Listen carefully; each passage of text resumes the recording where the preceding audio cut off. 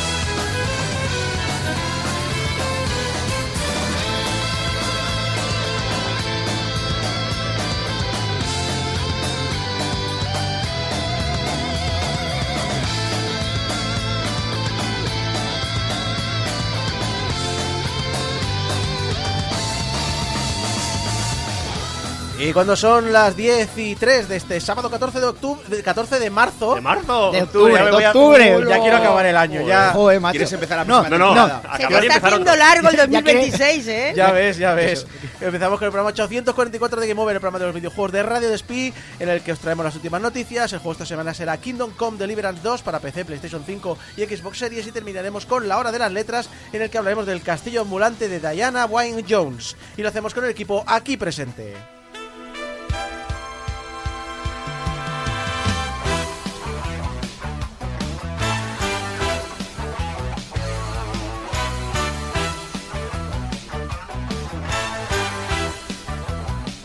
Y en primer lugar tenemos a Abraham Limpo. ¡Ey! Ey, Tiempo sin veros. Sí, hacía tiempo ya que no pasabas por aquí, ¿no? Bueno, es lo que tiene cuando... Ya sabes, Valve anunció que Half-Life 3 está a punto de salir y ya están persiguiéndome otra vez por si acaso decido robar el código fuente de nuevo. Eres como esa gente que se compró la Play 3 para jugar al... ¿Cómo se llamaba? ¿A Last Guardian? Al Last Guardian. No, tengo flashbacks de la semana pasada. Bueno, de hace 2 semanas. Sí. Que siempre llamo Trico, pero nunca me viene de Last Guardian a la cabeza. No, Trico viene después. Pero bueno, no estábamos hablando de eso, hablábamos de Abraham. Sí. El padre Abraham. Padre Abraham. También tenemos con nosotros a Mari Puello. Hola, ¿qué tal? Mm, Yo no hace tanto que no vengo. sí, nada especial, ¿no? No, tengo Gatos. sueño. Bueno, hoy no vas a hablar de gatos, en principio. En principio no. En principio, ¿no? Aunque seguro que el libro tiene gatos. Este no. Gatos y comunismo. Cierto. Si viene Mari, uno de los temas sale. También nos vemos a David Cordovilla. Buenas. Aquí saliendo por la mañana en Silent Hill. Silent macho. Hill. Joder, macho, hacía una niebla que no veas, que era horrible. Pero bien, aquí nos han dado alguna sorpresilla que otra. Es gracioso porque toda la semana es sol, menos el sábado. No es el sábado, porque ya el tiempo ya dice, empieza Game Over, decae todo, el cielo quiere llorar y está Exacto. llorando. También tenemos con nosotros a Héctor Ojeda. Tengo morriña de mi cama. Tengo morroña. Echas de Tengo menos tu morroñas cama. de mi cama. Morroña que porque- morroñas. Morroña que morroña. Porque morriña está mal dicho, es modorra. Bueno, modorra no. A ver, Sí, modorra modorra. es tener Sí, está sueño, bien. morriña es echar de menos. La echo de Tienes menos, morriñas. tengo morriña, Sí, tengo es que- nostalgia. Quiero dormir y no estar aquí. Para la gente que no sepa, que a lo mejor no está escuchando, nos escucha en privado, que es que hemos estado discutiendo de diferencias entre morriña y modorra. Que Y mucha camorra. gente- y camorra. Y gomorra. Y gomorra. Y no sé qué. Que no es lo mismo, No es lo mismo. morriña que modorra. Y El servidor, caso es que y quiero servidor. dormir. y servidor de Y ustedes, servidor. Isaac Viana, que nos Servidor. acompañan estas 2 horas. También al chat de directo que... Que lo estoy tapando, te Sí, lo jodes. estás tapando. Jódete. Quiero decir un nombre. Mulasos, que dice Game Over es el podcast de videojuego actual porque tiene vidas infinitas. Sí, realmente... Sí, tenemos, Y tenemos Antulemón, un... que ha llegado antes del directo para saludarnos. Sí. Y a Geko diciendo buenos días, Vietnam. Aquí, No, Gecko no, el artista conocido como Portal Game Over. Portal Game Over. Ah, vale, bien. Recordando al gran Robin Williams. Correcto. Bien. Good morning. Vietnam. Vietnam. Muy bien. Toda esta gente nos acompaña... Y no nos en- vemos de Isaac Viana, Ya lo he dicho.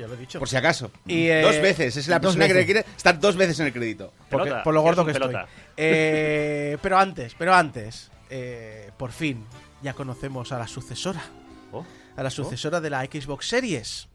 Una máquina denominado Proyecto Helix, que suena a proyecto de Resident Evil. ¿Qué Sí, coño? sí, Suena a Proyecto Manhattan y cosas así, cosas Pero chulas. luego le cambiarán el nombre para que sea algo incomprensible como Xbox 360 2 Series X 25F. Lo puedes Exacto. poner al lado de Abstergo y de Umbrella, ¿sabes? Si la llaman 25F, que sepas que aquí la llamaremos al suelo todo el mundo. Una parte. ¿Qué? Esta semana por fin he probado el objetivo elusivo de Mila Jovovich Hombre. en Hitman. Pero tenías que haber empezado diciendo esto, no la tontería del proyecto Helix, joder.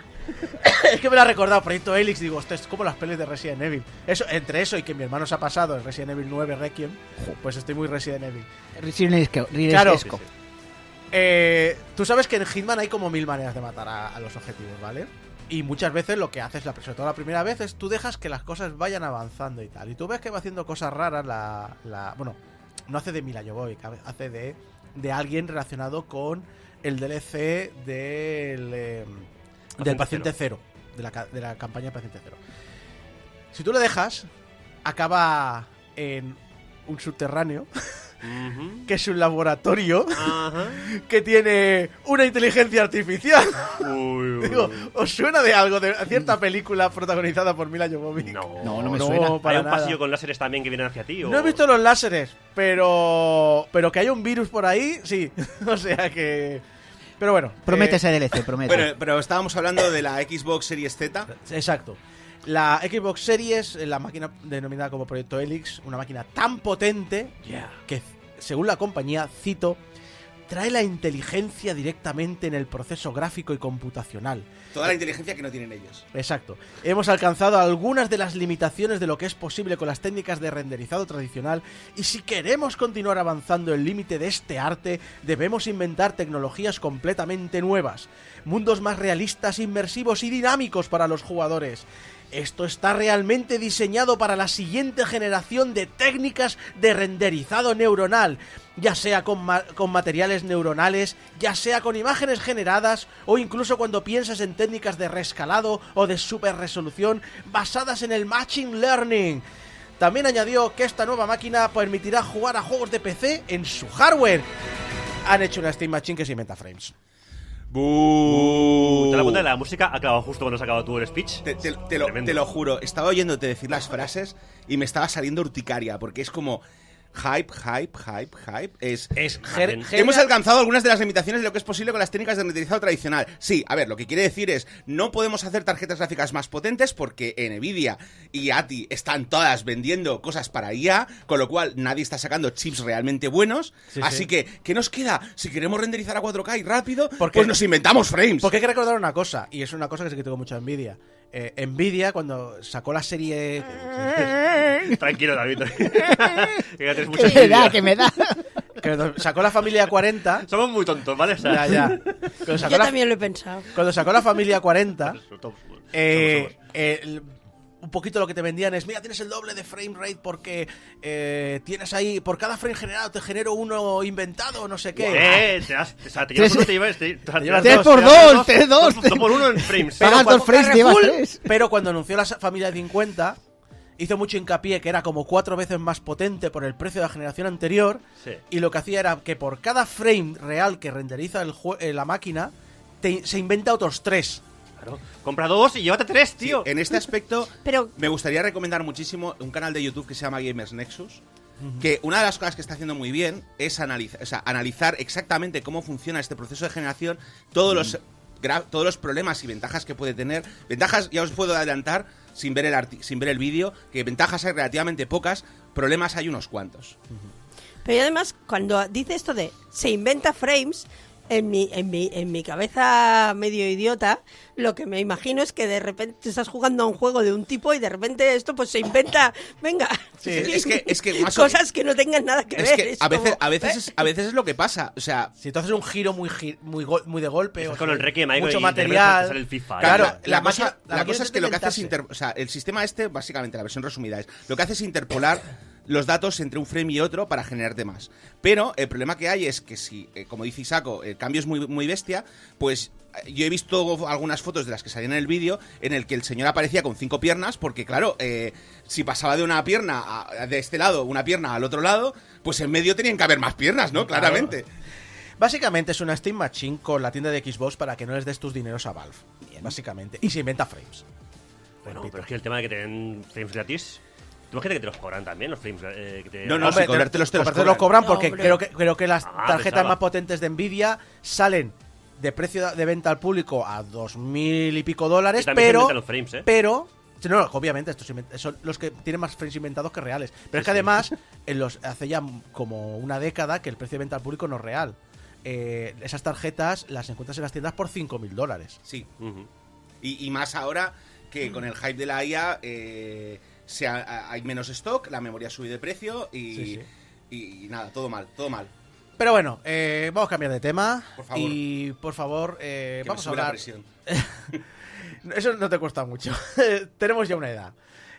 Recordad que cuando el bully ataca al bully, no le defiendes. El enemigo de tu enemigo no es tu amigo. Sigue siendo un puto abusón de mierda. Pero te sientas en el sofá, sacas las palomitas y disfrutas del espectáculo. ¿Por qué digo esto? Esto viene a que, quizá ya lo sepáis, el Tribunal Constitucional de los Estados Unidos comentó que las tasas aduaneras impuestas a través de la Ley de Poderes Económicos de Emergencia Internacional que hizo Estados Unidos hace un año son ilegales. Bueno, comentó no, declaró. Declaró. O sea, es una sentencia. Es una sentencia. Esto ha causado que más de 1 millar de empresas hayan denunciado al gobierno de Estados Unidos para que les devuelvan el dinero pagado. Y cómo no, una de ellas ha estado calentando el banquillo, ha estado entrenando súper fuerte. Es Nintendo. Ahí tenemos a los abogados de Nintendo, porque nadie se espera a los abogados de Nintendo. La compañía que es capaz de denunciar a un niño de 5 años por dibujar a un Mario con plastidecores, básicamente. Que no lo ha hecho, ojo, pero tampoco lo descarto. Esa frase la No acabas me de decir extrañaría. para que Nintendo no nos denuncie a nosotros. Exacto. ¿Llegará un momento en el que Nintendo se denuncia a sí misma, Nintendo? Seguro O sea, que en algún momento sí. será la serpiente ¿Estará de tan Ouroboros. confusa que se denunciará a sí misma? Sí. ¿Y es súper efectivo? Supongo que son cosas legales normales, así que no voy a decir que hoy que jajaja en las risas, pero es muy gracioso ver la denuncia en sí y comprobar que el denunciante, Nintendo of America, acusa a la lista de gente que tiene que denunciar, en plan de esta persona, ¿vale? Es decir, tienes a Scott Bessent, secretario del Tesoro, Kristi Noem, ex secretaria del Departamento de Seguridad Nacional y asesina de cachorros de perros en su tiempo libre. Además, y esto lo ha declarado ella, así que no No, lo sacó en su audiolibro. ¿Ah, sí? Y cuando Sí, mató a su... Exacto. y Pensaba que era en plan cachondeo esto. Y cuando mató a su cachorro, mató a una cabra que le caía mal. Esta persona está ahí en un Esta cargo. persona Está estaba al retirado. mando, esta persona estaba al mando del Departamento de Seguridad Nacional, sí. Ajá, bien, me siento muy seguro nacionalmente. Jameson Greer, representante comercial de Estados Unidos, Rodney Scott, comisionado de Importaciones y Protección de Fronteras, Howard Lutnick, secretario del Comercio y una persona tan asqueada con Jeffrey Epstein que fue a comer con él a su isla acompañado de toda su familia, incluyendo sus 2 hijas pequeñas. Y, por último, a los Estados Unidos de América. Enterito. Esto no era, ¿no? No, Hola. No, esto es para luego. Esto para luego, vale. A ver, que yo entiendo que esto es una cosa, por lo que he dicho antes, entiendo que es algo rollo legal, rollo de estoy denunciando al gobierno del país, por lo tanto denuncio al país, bla, bla, bla, bla, cosas de la burocracia, supongo. Nintendo quiere que el gobierno pague los costes de los abogados, las tasas abonadas y los intereses que le deben. Hombre. Que los abogados cuestan dineros. ¿Y mi dinero qué? Y ahora, ¿qué? El 100% de intereses, como buen tiburón, que es Nintendo. Yo sé que hemos dicho que el enemigo de mi enemigo no es mi amigo, pero aquí estoy claramente a favor de uno de estos dos. Sí. Bueno, si tienes que apoyar a uno de estos enemigos, Costco también ha hecho lo mismo y Costco es mucho más... Ah, pues bueno. Sí, Pues sí, sí. vamos con Costco. Básicamente hay que hacer como ha hecho China durante todo este año, que si os sentarse y dejar que se maten entre Que se maten ellos. entre ellos. Sí. Exacto, pero hay una cosa que me da mucha rabia. Estamos ya llegando a un punto de canelones gigantesco que digo, están en un montón de noticias que tengo un bloque. Tengo un bloque dedicado a este bloque A de ver. noticias que lleva mucho Huele, tiempo. huele. Sí, Está sí. oliendo ya canelón. Huele a canelón. Y es un bloque que viene muy apropiado que lo podamos ya gastar y terminar el día que viene Mari. Porque es el bloque de la culpa de todo la tiene ¡El capitalismo! Ya lo podemos. Pero tiene que ir a otro lado. Adelante, Mari, con la... Por cierto, una introducción, Raúl Vaneros ha dicho Burgos Días y luego ha dicho buenos, maldito todo retorno. No. Tal como Burgos está Días. tal como está lloviendo, es Burgos Días. Sí, pero en Burgos Barcelona. Burgos de los no muertos. El del Dark Souls. Burgos Arias. Burgos Arias también. Tengo un puñadito de pequeñas noticias, todas relacionadas con el capitalismo. ¿Burgos y Silent Hill están en el mismo universo? Sí. Perdón, continúa. Joseph Fares Sí. promete no convertir Hazelight en una empresa de accionariado público. Cito sus declaraciones. No lo quiere hacer porque hay que tomar decisiones estúpidas para que las cifras suban. Eso no me gusta, no tiene sentido. Eso nos hace apoyarnos demasiado en el aspecto comercial. Cada decisión, todas y cada una de las decisiones que tome Hazelight se basarán en lo que consideremos que es mejor para el juego. No analizamos los datos pensando en lo que se venderá o no se venderá. No es así como trabajamos. No estoy diciendo que el negocio no sea importante. Es importante combinar ambos aspectos. Si te inclinas demasiado hacia uno de estos lados, ya sea hacia la creatividad o hacia el negocio, es perjudicial para el juego. Y esto es una cosa que quiero recalcar. Las empresas de accionariado público ni siquiera les interesa mantener la empresa en el tiempo. Les interesa que suban las cifras, vender las acciones e irse a otra empresa. Por eso, la posición de Joseph Fares, te gusten más sus juegos o menos, te interesen más o menos, me parece bastante sana en este aspecto. Luego, además, hablando de estas decisiones que tomas, sobre todo cuando tienes accionistas, dice que uno de los miedos que tiene es que las productoras solo se fijan en los éxitos del momento. Y entonces aquí ha citado un ejemplo que todos conocemos. Tras el éxito de títulos como Claroscure Expedition 33, se oye decir que los juegos AA están ganando terreno, pero yo no podría vivir sin un título AAA.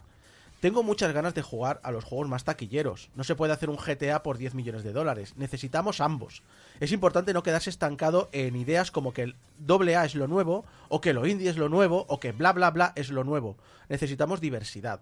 Espero que los editores no se fijen solo en un juego como Expedition, que ha tenido un gran éxito, y piensen: ah, los AA son lo nuevo, hagamos solo eso. No creo en eso. Este año ha salido un montón de juegos AA que a nadie le han importado. Recordemos eso. Sí. Que no recuerdo quién... ahora no recuerdo qué juego. Cuando Claroscure se llevó todos los premios, alguien dijeron, nos han robado. Y no me acuerdo qué era... Ahora, qué Hombre, rabia... yo ya te puedo decir que por mi opinión, Claroscure se ha llevado demasiados premios. No, pero había, ¿Vale? había O sea, un juego que realmente... ya sé que venía a hablar de este juego, pero Kingdom Come se merecía premios. Sí, sí. Pero es lo que dice él, que estas grandes empresas que mueven multimillones y que tienen accionariado público, que recordemos que tú porque tengas 10 acciones en Nintendo no eres accionista de Nintendo, No. O en Ubisoft, no, es el grupo de inversión que tiene un 40%, un 30% o un 20% y tiene poder de decisión dentro de la Los empresa. accionistas son el mal. Bueno, ¿no te acuerdas ese que compró tantas acciones de Nintendo solo para preguntar que cuándo iban a salir un Star Fox o algo así? Sí. Pues ese. Y otra... Sí, dime. No, que también yo lo que iba a decir es que tiene mucha razón. De todas maneras, este hombre, el Fares, cuando cada vez que habla, aparte de decirlo del fact de Oscars y tal, suele tener mucha razón cuando habla. Sí, la verdad es que sí. Y hace falta de todo. Sí. O sea, hace falta que haya dobles as, triples Triples as, as, de todo. y indies Porque indies. Joseph Sí. Fares hace dobles as. Sí, exacto. Pero es que la cantidad de dobles as que no cuajan y que esos son estudios que no a lo mejor no se pueden permitir sacar otro juego, o sea, se cuentan a patadas. Bueno, yo diría que desde el último juego que pusimos es un AA con una A en minúscula. ¿Cuál? El tercero. ¿Cuál? El Joseph Fares. A lo mejor me estoy equivocando ya aquí. El Split Fiction. Split Fiction. Yo lo veo muy doble A, Hostia, luego cuando Pasa que empieza a jugar y todo... es doble A cada vez más con las as más mayúsculas. A ver, hay que recordar una cosa. Doble A no es un juego, no es un indie. No es un 5. Recordemos una cosa, todo esto son etiquetas de mierda. de mierda. Sí, sí, Bueno, totalmente de ahí. acuerdo. ¿Vale? O sea, Son es decir, etiquetas para Yo te hacernos diría una son idea. juegos de presupuesto medio Esa- y tirando incluso alto, literalmente ¿eh? es eso. Es Sí. decir, un juego de 10, 20, 30 millones es un doble Que a lo A. mejor no es un medio. juego de Rockstar, no es un juego de Ubisoft, donde hay 2.000 trabajadores trabajando en ese juego, Sí. sino que a lo mejor son 200. Sí, sí. Ya son muchos. Mira el juego que vamos a hablar hoy, me parece que son una cosa así, 200 y pico personas, ¿no? Sí, una cosa así. ¿Y lo consideras doble A o triple A? Yo, Me estoy adelantando yo mucho, lo pero considero un bueno. juego de agarrar, punto. Ya está, a que sí. Y si mola, punto, ya está. ¿Qué más te da si es un indie o si es un Sí, doble o A? sea, o para si es un- mí la única cuestión de las etiquetas estas al final es salen un montón de secuelas, entonces seguro que está Activision. Es que esto, a ver, lo único que hace es el tema de repartir carnets, lo único que hace es dejarlo más claro. O sea, la necesidad de meterle etiquetas a, Ya, todas las a ver. cosas. Es que yo tengo una guerra siempre. Es un ni las etiquetas son malas ni las etiquetas son buenas. Las etiquetas tienen una función y se la intentamos usar para todo mal Pero esto y es como se la todo, intentamos el uso que se le eliminar da. mal. A Es ver. decir, van bien para hacerte una idea global y decir, vale, lo coloco aquí. Sí, sí. Luego ya te puedes empezar a fijar en las particularidades de cada uno. Supongo que cuando dice... Es que mucha gente se ha mal acostumbrado a decir de AAA es que es mejor Hace como si fuesen lavadoras, tío. No, No es dinero, A++. Triple más A. dinero mejor, no. Triple No, A ya es que está. se ha gastado un Mucho pastizal dinero, ya está. obsceno. Es decir, Sí. el Vanguard que ha cerrado en, ¿qué? 14 días. El El Concord. Concord. No, el de ahora. Sí, el Highward. El Highward. Highward. Ese es un cuádruple A, si quieres decirlo. Vale. La cantidad de dinero que se han gastado. Sí. Y ha sido un fracaso Es un absoluto. fracaso. Highward, Y es Concord, un poco a lo que yo vengo a decir. A mí, la cantidad de dinero que se han gastado en desarrollarlo es el factor que menos me interesa. ¿De qué va el juego? Tiene mecánicas interesantes. Sí. Me llama la atención por alguna Pero- razón. Que se hayan gastado De todas 100 millones, 10 millones pero- o un millón, pero no me dice nada. Pero indie, doble A, triple A, todo eso no está para valorar la calidad de un producto. Eso está para decir, a ver, esto, ¿cuánto dinero han metido aquí? Claro, Ya pero está. es por eso que digo que es una etiqueta que no me sirve para nada. De todas maneras, Ya, estás- bueno, pero es que él habla desde un punto de vista comercial. Claro. A la hora de buscar inversores para sus proyectos. Y tú fíjate que los dos ejemplos que has puesto son Hero Shooters, que son los que venían a destronar al Overwatch en este caso. Sí. ¿Vale? O sea, son juegos que van a la corriente, porque las empresas son los encorbatados, ya sabes cómo funcionan. Funcionan. Si esto es De un Fortnite. éxito, hay que. Fortnite, exacto. Todos buscan su Fortnite Killer, su Overwatch Killer, en Su tiempo World of el World of Warcraft, Killer. su Dota, mira, su- mira, vas a no, intentar- El año pasado estaba viendo noticias de que estaban buscando hacer un Balatro Killer. Y yo pensando, la única manera de hacer un Balatro Killer es hacer un juego que no tenga nada que ver con Balatro, con desde una perspectiva que ningún productor será capaz La de diferencia es hacer. que Balatro ¿qué cuesta en comparación con estos juegos? Dos duros. Balatro Killer es el Vampire Survivors Killers que no tiene nada que ver. Exacto. Y al fin y al cabo, las etiquetas están para lo que han estado toda la vida, para ignorarlas. Sí. Y ya está. Pues como las notas en los videojuegos, mira, aquí no ponemos ninguna nota en ningún juego. Ya está, anda, toma por saco. Pero nada, déjame que nos tiremos un poco el pisto elitista aquí. Aquí tenemos notas. Ah, sí, bueno, pero no son notas numéricas. Me gusta, ¿Y qué? me gusta el ¿Son comentario. Perdón, Isaac. Es de 1 al 4. Es una nota de 1 al 4. No, me gusta el no, comentario eso de es Felian, cole. Son que es muy la cons- única persona que tiene razón aquí. Pero la diferencia entre AA y AAA no es que no es si te entran ganas de tirar el mando a la tele o no. No es si te entran las pilas en la tele o no. Sí, la AAA y AA, claro. Ah, vale. Claro. Si entran en el mando de la tele son AA. Doble A. Triple A. Vamos a seguir hablando de... ¿Y las de petaca qué? Nadie Venga. piensa en pilas de petaca. No vamos a cambiar de tema, pero vamos a cambiar de tema. Por favor. Una de las maneras de aumentar las cifras es cobrar lo máximo que se pueda a la gente. Uy, aquí, por favor, alejad las botellas Uy. que están llenas de Sí. Mari, por favor. Ese es el miedo que ocurre con los precios dinámicos. Por ejemplo, voy a poner un ejemplo que vi en internet y me pareció bastante definitorio de por qué deberías estar en contra de los precios dinámicos. Sabemos que tenemos nuestros datos en internet, sabemos que hay un perfil nuestro, saben cómo somos, en qué gastamos, en qué nos importa, qué no nos importa, quiénes son nuestros amigos, cómo nos pueden influenciar, etcétera. Eso lo sabemos. Los datos están ahí, los perfiles están ahí. Y no solo los nuestros, sino de nuestros familiares y de nuestros amigos. Por lo tanto, las empresas pueden determinar quién está usando su web y, por ejemplo, decir, oye, esta persona se le ha muerto un familiar en una ciudad lejana y está buscando vuelos, pues le ofrezco los precios de los vuelos más caros porque sé que está dispuesta a pagar más dinero, porque el algoritmo determina que esa persona está más dispuesta a gastar más dinero para ir a ese funeral. Si está buscando viajes y sabe que ha muerto un familiar, 2 más 2, esta persona está dispuesta a pagar más. Pues algo parecido está haciendo Sony en la tienda PlayStation desde finales del año pasado. Más de 50 regiones, los precios están usando identificadores experimentales entre ciertos rangos de compradores para ofrecer descuentos diferentes que pueden variar entre el 5 y el 18% dependiendo del usuario y de su historial de compra y el juego. He leído que esto se ha ampliado ahora porque en principio no lo estaban haciendo ni en Estados Unidos ni en Japón, pero ahora ya han empezado a hacerlo en Estados Unidos, ahora lo hacen con más países, creo que unos 68, creo que lo hacen ya con cerca de 200 o 300 juegos. En Japón no lo hacen porque las leyes y cómo se cabrearían los compradores no lo quieren tocar. Menos mal que aquí en Europa generalmente tendemos a estar en ese grupo, pero aquí no lo hemos estado. Pero sí, realmente ya están haciendo esas prácticas para decir, bueno, tú vas a pagar más que tu amigo porque tú compras más juegos. Pero yo iba a decir que que esto es una cosa que no es que esté bien, pero que es diferente el hacer una lista de descuentos en los que tú pues pones unas... Lo que ocurre que no tiene ninguna lógica que si yo compro más juegos sea el que pague más, porque si te compro más juegos pues me tendrías que dar un descuento mayor o alguna cosa de estas de fidelización que se hacían no hace tantos años. Sí, estos son los programas de fidelización, ya está. Y ¿no? tal, pero lo otro que has descrito tú es que está pasando mogollón, en plan... Ay, ahora eso, ¿no? Que ahora viniera una segunda pandemia.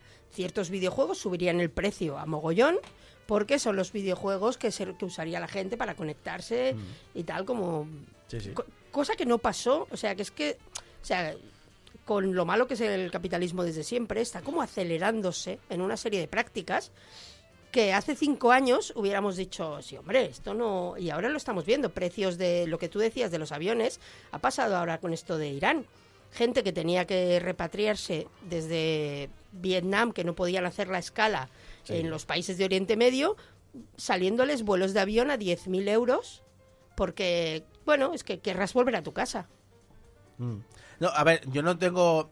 Yo puedo entender que me dices, oye, pues el vuelo normalmente son 200 euros y ahora vale 400 porque se han llenado todos los vuelos, obviamente, eso lo puedo entender, pero no el hecho que digas, o sea, o lo decimos aquí, ¿no? En plan de, yo sé que esta persona tiene que acudir a tal sitio, por ejemplo, yo sé que esta persona trabaja, o sea, yo sé que a esta persona le gusta mucho el manga, ¿vale? Y siempre viene al salón del cómic del manga de Barcelona. A ti, el vuelo de, o sea, el AVE o el vuelo es más caro, pero tu amigo, que te va a acompañar, pero nunca ha ido al salón del manga y no le gusta el manga, paga menos. Claro, sí, sí.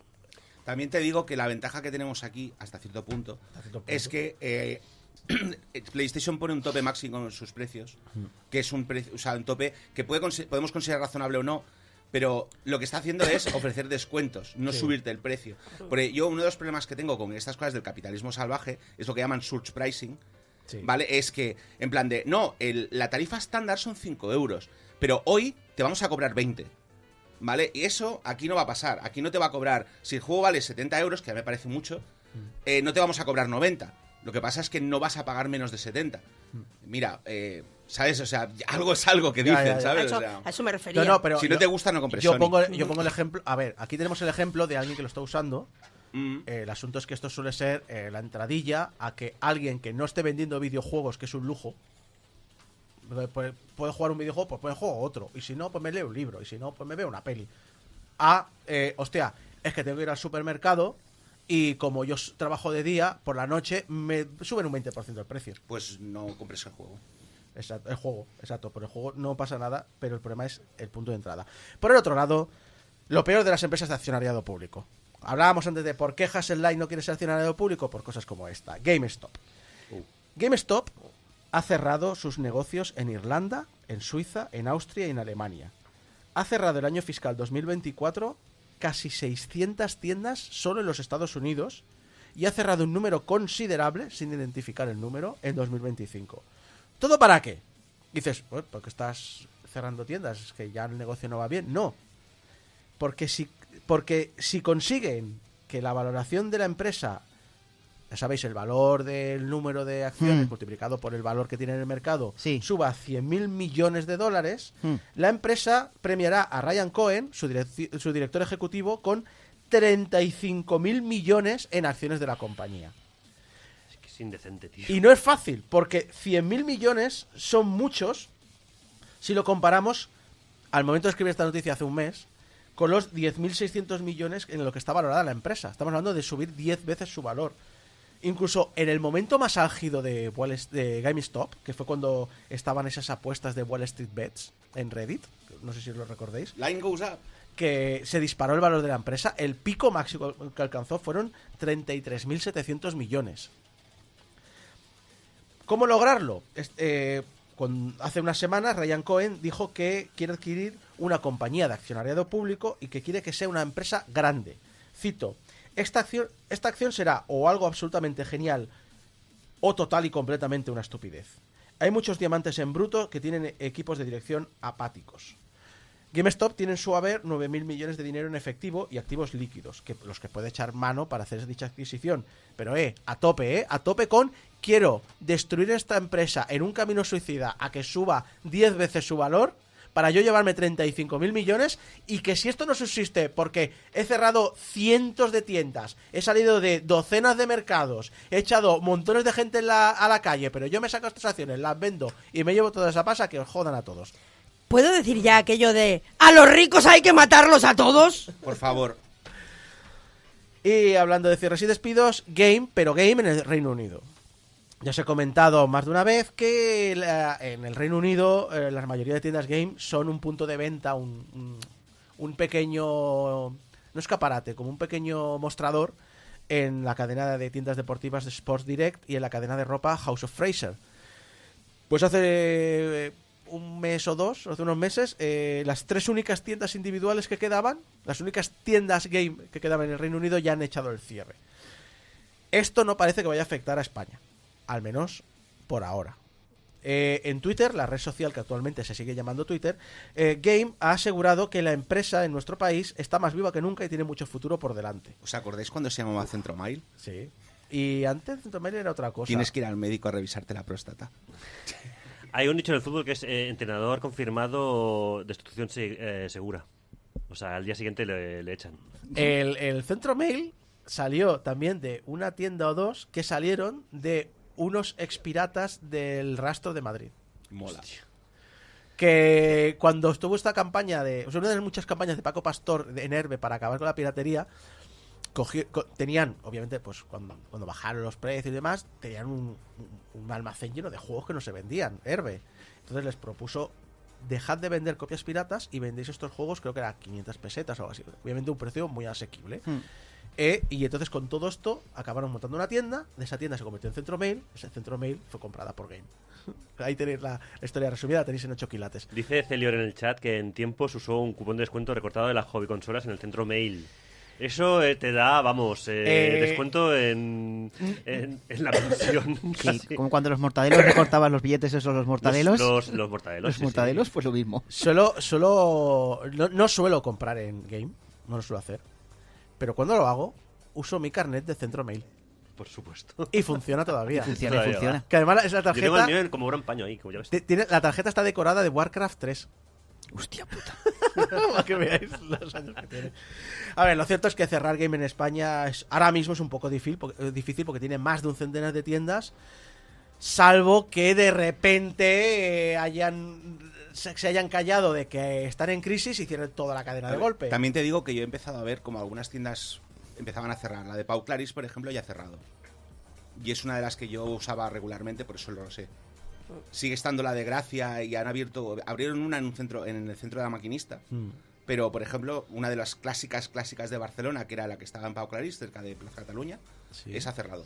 Pero eso yo creo que tiene que ver más con el tipo del monocultivo de comercios en el centro de Barcelona. Sí, le habrán subido el alquiler a un precio... Que haya una de esto, porque muchas de estas tiendas se están yendo a centros comerciales y el centro de Barcelona cada vez es más difícil encontrar tiendas especializadas si no te vas al Triangle Friki.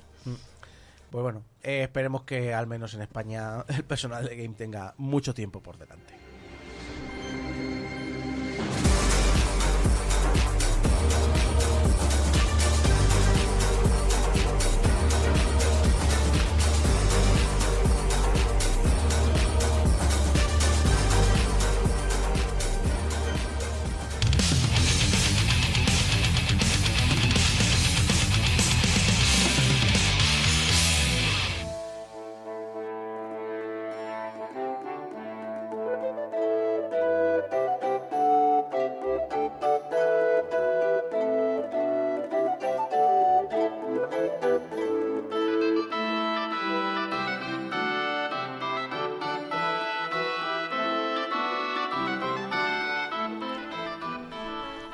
Hace unos 6 años que hablé por última vez de Kingdom Come Deliverance. Recuerdo la primera entrega como un juego con decisiones controvertidas, tratando de crear un mundo inmersivo con mecánicas complejas que muchas veces no llegaban a funcionar como se esperaba.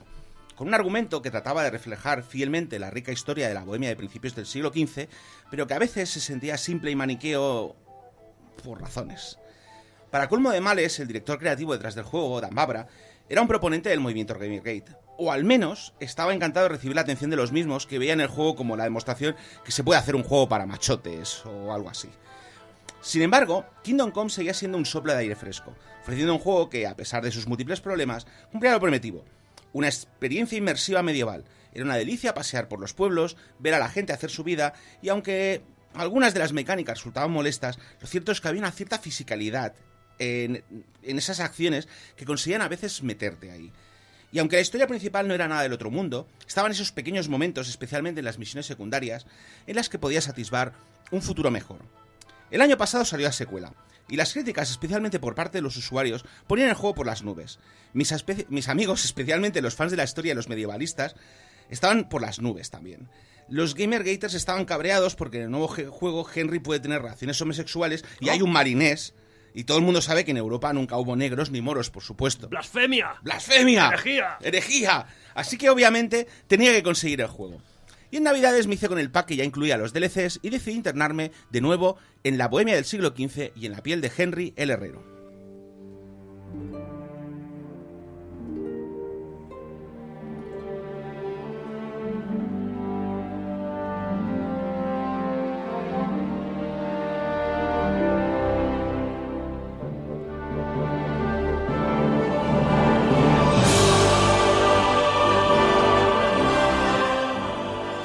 Kingdom Come Deliverance 2 nos lleva a un poco después de los eventos de la primera parte. Henry es ahora escudero de Hans Capón, Lord de Purkstein, y un joven noble... Capón se llama. Capón. Se llama Capón y a veces le daría este Capón, Sí, sí, te lo sí, juro. sí. Es el nombre apropiado. Y un joven noble con más pájaros en la cabeza que privilegios nobiliarios. Janus de Leipa les ha encargado la misión de llevar una misiva a Otto von Berbow, uno de los lores más influyentes partidarios de Sigismundo, que ha capturado al legítimo rey de Bohemia, Wenceslao, y además es el responsable de la destrucción de Skalitz, el pueblo donde Henry vivía tranquilo con la familia. Sí, Soy fan solamente con los nombres de Wenceslao. Wenceslao, Segismundo. Wenceslao IV, además. Cuarto. Sí. Hubo tres antes, joder. No, Sí. ya en la intro del primer de estos estabas del Wenceslao hasta los huevos ya. Sí, en fin, la cosa es... La misión teóricamente es aparentemente sencilla. Le llevamos una carta a este señor a ver si le convencemos de cambiar de bando. Venga. ¿Vale? Por supuesto, Hans está exaltado con la misión. Por fin le dan un trabajo importante, podrá probar a su familia de que puede ser una persona responsable, viajar, ver nuevas tierras, catar nuevos vinos, cortejar a nuevas mujeres.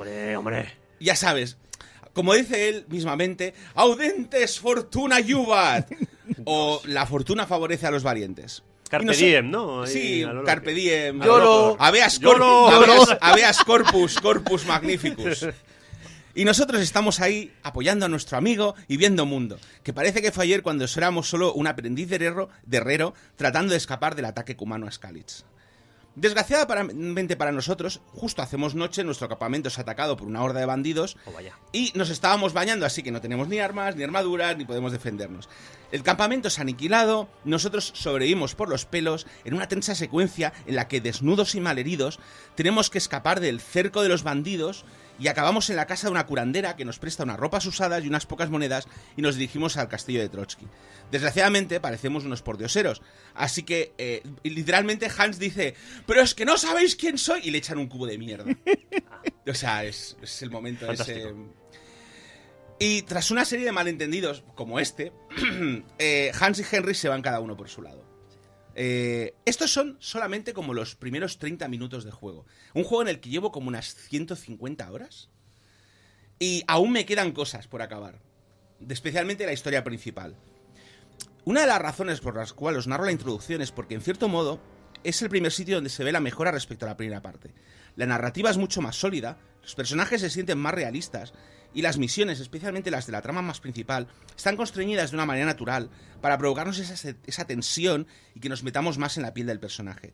Si una de las principales quejas que yo tenía en la primera parte es que la parte argumental era lo más flojo del juego, la secuela claramente es uno de los puntos más fuertes. Y en parte esto es debido a que el equipo ahora es más grande. Cuando tu equipo pasa de ser menos de una docena a casi un centenar, nada más empezar, más todo lo que han añadido después, tienes oportunidades para hacer una mejor historia y se nota. Especialmente con los antagonistas principales.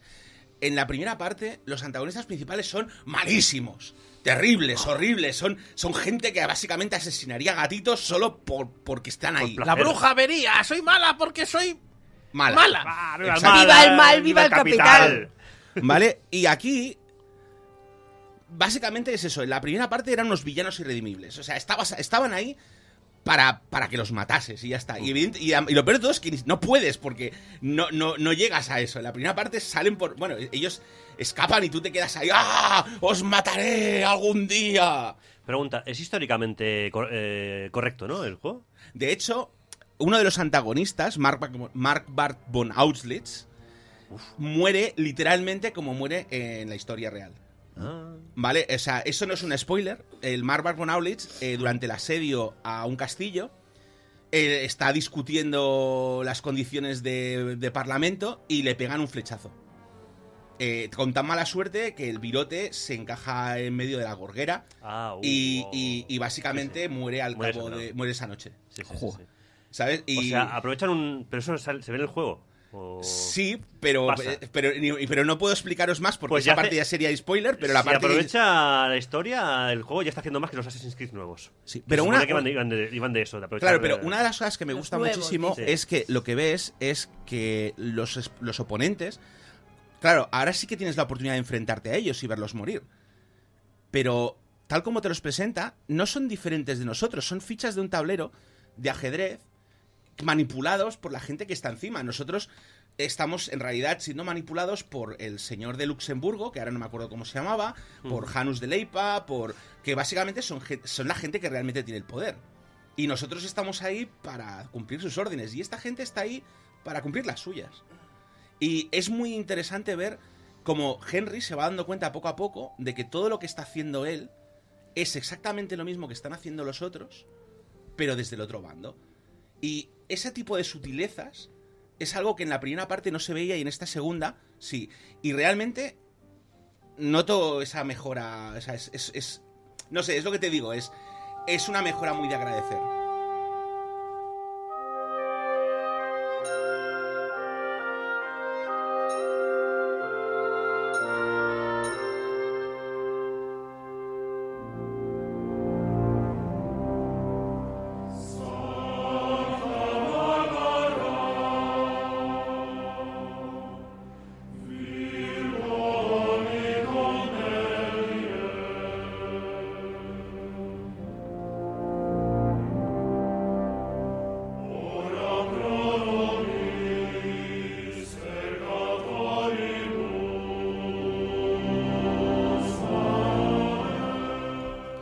Santa Bárbara, Virgen de Nicomedia, ora por nosotros pecadores, amén.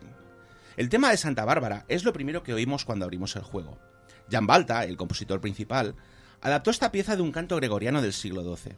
También podemos oír ecos del tema cuando nos acercamos a Kuttenberg, la ciudad más grande que podemos visitar en el juego. A las afueras podemos atisbar cómo se está construyendo una iglesia nueva, dedicada a esta santa.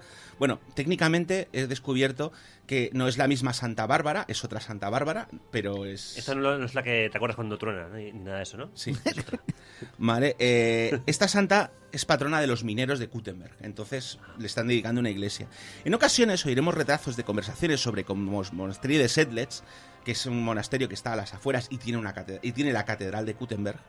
No ve con buenos ojos esta construcción, ya que está al cargo de la hermandad del Corpus Christi, formada por los mineros, y lo ven como un intento de quitarles poder político. Claro, hasta ahora el monasterio de Sedlitz era quien decía qué iglesias se construían y qué no, y de repente llegan los mineros, ponen pasta entre ellos y empiezan a construir su propia iglesia. Recordemos que en este momento la religión sigue siendo una cosa muy importante en el mundo medieval. ¿Vale? O sea, la gente realmente creía que iban a ir al cielo o al infierno, no como ahora que somos todos unos pecadores de mierda. Siglo XV. Lo más interesante de todo esto es que todo esto es irrelevante para la trama. No hay una misión secundaria que tenga que ver con esto, simplemente cosas que vas oyendo en tabernas, en sitios, y es una de las múltiples maneras que tiene Kingdom Come 2 de meternos en esta bohemia de principios del siglo XV. Mientras paseamos por las ciudades, voceros transmitirán noticias, incluida la quema de nuestra amada Skalitz. Tú vas paseando por un pueblo y de repente, ¡oíd, oíd!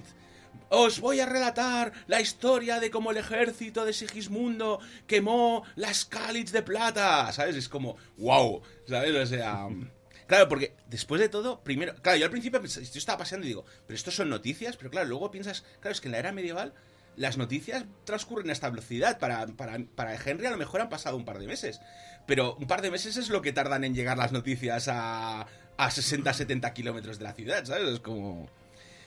También oiremos a veces, pues, gente, yo qué sé, ¿cómo se llama esto? Monjes que nos invitan a confesar nuestros pecados.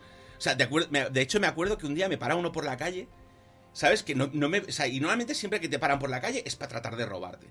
Y yo, pero ¿sabes? Bueno, Mira, como Barcelona. Sí, como Barcelona. Pero es eso de que me acerco y me dice, ¿ya está rezando usted, señor? ¿Sabes? Y yo pensando, hostia puta. Pero, ¿sabes? O sea, Testigos de Jehová. ¿Es usted una persona piadosa? El domingo pasado me pican al interfono. Digo, qué raro, un domingo, tal. Dice, digo, buenas, es que queríamos invitarle a todos los vecinos a celebrar el aniversario de la muerte de nuestro Señor Jesucristo. Bueno. Digo, ¿pero qué?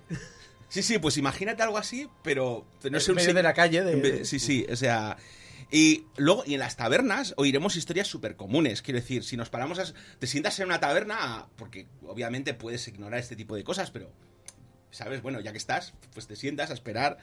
Y hay un señor, pues, que se ha gastado la paga y la mujer está echándola del pulpo, porque siempre está jugando a los dados y no puede ser, porque este dinero lo necesitábamos para comprar un cerdo nuevo, o yo qué sé, ¿sabes? Cosas de estas. Y hay otros dos, pues, que están hablando, porque, claro, han quemado un pueblo no hace mucho, en la misma región donde estás, y están diciendo, hostia, ¿y si vienen a nuestro pueblo y hacen lo mismo? Porque claro, el ejército de Sigismundo está establecido a las afueras de un pueblo, pero el ejército de Sigismundo necesita comida, y evidentemente hay una parte que se paga, pero hay otra parte que se requisa. O sea, y si el pueblo no entrega lo que se tiene que requisar, pues se quema el pueblo, y ¿sabes lo que? El pillaje, como se suele decir. Y claro, están acojonados, y... Hay una conversación en medio directamente que se ponen a hablar ahí sobre si es más que es más atractivo para él, si las tetas o los culos, y dices, hostia puta. Pero claro, al final son historias de taberna, quiero decir, y no sé, la sensación que tengo es súper maravillosa. Es cierto que cuando llevas jugando tantas horas como yo, la mitad de estas historias las has oído ya 3 o 4 veces, pero es igual, hay un montón de información que no es relevante. Volvamos otro momento a la música. Jan Balta ha hecho un gran trabajo. Ha construido su anterior, o sea, él ya había hecho la banda sonora de la precuela, pero esta nueva versión es más de todo. Los videojuegos se prestan a una banda sonora de estilo John Williams basadas en motivos, y Kingdom Come 2 no es una excepción. Son más de 15 horas de música, que se dice pronto, basada en motivos, porque usa un sistema llamado el Sequence Music Engine, que cuando lo lees básicamente es una versión moderna del iMuse, de los Monkey Island y compañía. Sí. Vale, que tenías un tema principal y entonces lo que hacía era como... Variantes. Tenías como coletillas y lo que hace es que cuando transicionas de una sección a otra, te pone una de esas coletillas y te pone el tema siguiente. Y tienes, claro, cada zona pues tiene 4, 5, 6 temas más 5, 6, 7 coletillas por tema, porque claro, es cuando pasa de esta sección a esta sección hay una coletilla, cuando pasa de esta sección a esta sección hay otra coletilla, si es de día suena un tema, si es de noche suena otro tema. La verdad es que es una delicia, la banda sonora. O sea, he tenido el placer de que me la pasaras para análisis, y la verdad es que John Williams, lo que tú dices, es un poco Basil Polidoris, lo estábamos comentando aquí también. Sí. Otro compositor que era muy de hacer temas. Muy de hacer temas. Yo lo que veo es que es la banda sonora perfecta para si tienes un grupo de gente haciendo rol o lo que sea, para ponértela de fondo. Sí. También es una pasada, ¿eh? Es fantasía medieval y tal. Lo bueno es que Warhorse Studios está sacando, o sea, originalmente solo habían sacado el álbum principal de la banda sonora que contenía una selección de temas, pero hace un par o 3 de semanas, por el motivo del primer aniversario del juego, anunciaron que iban a sacar toda la banda sonora entera en Spotify. Lo que pasa es que la están sacando en álbums de 20-40 pistas, porque Spotify tiene un límite de pistas por álbum, y decían, bueno, vamos a aprovechar para hipearos un poco, sacaremos un álbum cada semana. Bueno, y de momento hay chorrocientas pistas. Y de momento han sacado, creo recordar, 4 álbums, o sea, no, 3 álbums que yo haya visto. Está las afueras de Trotsky, está la música de la taberna y está Kuttenberg. Pero ahora nos faltará, por ejemplo, los temas de la región de Kuttenberg, los temas de los castillos, estarán las Kutescenes, porque las Kutescenes tienen sus propios temas. Todavía no han sacado ningún álbum oficialmente la canción de Wenceslao, que es la otra misa histórica que hay. No sé, es como... Ya te digo, la banda sonora es brutal. Para que os hagáis una idea de lo que estamos hablando, aprovechando que han sacado los álbums, pues he podido ver todo lo que había solo para la ciudad de Gutenberg. Es cierto que es la ciudad más grande del juego, pero... ¿Han sacado ya versión GOTY de este juego? ¿O de juego del año o algo? ¿O todavía técnicamente tienes la versión Gold, que es como la versión GOTY. Vale. Porque tienes todos los DLCs más... Y la puedes encontrar... Normalmente el tema de coger una banda sonora y hacerla así ya en plan álbum lo suelen hacer ya en las versiones así... A no ser que lo tengan ya previsto de antes, lo suelen hacer en las Sí, versiones... lo que sí que han sacado, me parece ahora, es el primero en Play 5, versión de Play 5 ahora. Bueno, han sacado la Ah, versión sí. con gráficos remasterizados. Claro. Por poneros un ejemplo, aprovechando que han sacado los álbums, he visto el tema de la ciudad de Gutenberg. Gutenberg tiene 3 variaciones para los alrededores. 2 para el área rica, diurno y nocturno. 2 para el mercado, diurno y nocturno. 2 para los arrabales, diurno y nocturno. 1 para la zona de las minas. Y 2 más para la zona de las minas y los arrabales. Porque claro, hay unos subterráneos... Gutenberg es una ciudad minera. Y está construida literalmente sobre las minas. Entonces, toda la ciudad subterránea son túneles. Y tienes, por supuesto, el tema de Santa Bárbara. Cuando pasas cerca de la iglesia, se oye el tema. Y cada tema te informa además sutilmente de cosas. Tienes, por ejemplo, el área rica de Gutenberg es una variación con muchos instrumentos y suena como música de corte, con mucho viento, popa y holgorio. El área pobre es una versión más modesta del tema. Suena como una danza campesina. Tiene laúd y flautas reemplazando al clarinete de violín. Es más sencilla, pero es el mismo tema. Y completando el trío de la inmersión, hemos comentado la historia, hemos comentado estos diálogos, hemos comentado la música, está obviamente el diseño del mundo. Los desarrolladores han hecho hincapié en muchas de sus charlas que se ha primado el realismo sobre la conveniencia, que es algo que va contrario al diseño de mundos abiertos modernos como los de Ubisoft. O, por ejemplo, el Witcher 3, que justo los desarrolladores hablaban de lo contrario. En Witcher 3, una de las cosas que decían es: tiene que haber una misión cada X que no esté a más de X distancia del jugador para que el jugador no se aburra. Este juego está diseñado para que si te sales del mundo conocido, te aburras. Pero bien, ¿sabes? O sea... porque es cierto, no vamos a encontrar un hub de tiendas completo en cada pueblo, ni nos van a esperar misiones a cada vuelta de la esquina. Pero eso no quiere decir que sea necesariamente algo malo, es simplemente realista. En Gutenberg, por ejemplo, que es la única ciudad grande, tenemos muchas tiendas, pero están organizadas por gremios y áreas, como sería en la vida real. Tienes la calle de los zapateros, la calle de los sastres, la de los carniceros, la de los vineteros. Salimos de Gutenberg y principalmente hay aldeas, y en estas habrá una posada o una taberna y algún comercio especializado. Pero claro, como en los pueblos de verdad, no hay un zapatero por pueblo, porque 5 pueblos a lo mejor solo necesitan un zapatero. Entonces, si quieres un zapatero te vas a este pueblo, si quieres un sastre te vas al otro, y a lo mejor lo que sí que hay pues es carniceros o granjeros, pero que esos te van a vender comida, que es lo que menos necesita nuestro jugador. Bueno, no es que ¿sabes? O sea, ya me entendéis. Luego, además, las posadas y las tabernas son 2 cosas diferentes. En una posada, normalmente vas a tener una cama y vas a tener un cofre. Y ese cofre accede a todo tu inventario, que es una de las pocas concesiones al realismo que han hecho y que yo agradezco enormemente. Pero lo que normalmente habrán son tabernas, y en las tabernas lo que tú sueles tener es un jergón en el suelo o dormir en el pajar. Y luego, entre aldea y aldea, lo que hay es campos y bosques. Y, claro, en los campos y los bosques no hay nada. O sea, ocasionalmente encontrarás un campamento de bandidos o cazadores furtivos, porque recordemos que en esta época está prohibido abatir ciervos y jabalíes. Y no se puede talar árboles salvo por permiso del rey. Entonces estos bosques son bosques pristinos, primigenios. Porque claro, lo de la prohibición de talar es muy importante, porque en esa época, y es una de estas cosas que no te explica el juego, pero ya sabes, a raíz de investigar lo descubres, se necesitaba muchísimo carbón para la industria metalúrgica. Y ese carbón salía literalmente de los bosques. Entonces, durante esta época medieval, muchos de estos bosques empiezan a desaparecer muy rápidamente. Y los reyes, en una especie de acto ecológico que no hemos visto en décadas, deciden: no, hay que proteger los bosques porque si no, nos quedaremos sin. O sea, bueno, con esto, ¿qué quiero decir? Pues que Kingdom Come Deliverance 2 es un mundo coherente, y a pesar de no ser conveniente, pues no se siente de inconveniente como la primera parte. Y yo creo que en parte también es porque los mapas elegidos son literalmente una copia de la geografía real. Pero, como no sabemos dónde estaban la mayoría de los pueblos de hace 600 años, pues los diseñadores han organizado las cosas un poco mejor que en la primera parte, donde sí que los pueblos eran más existentes. Y manteniendo esa coherencia, no nos sentimos desamparados.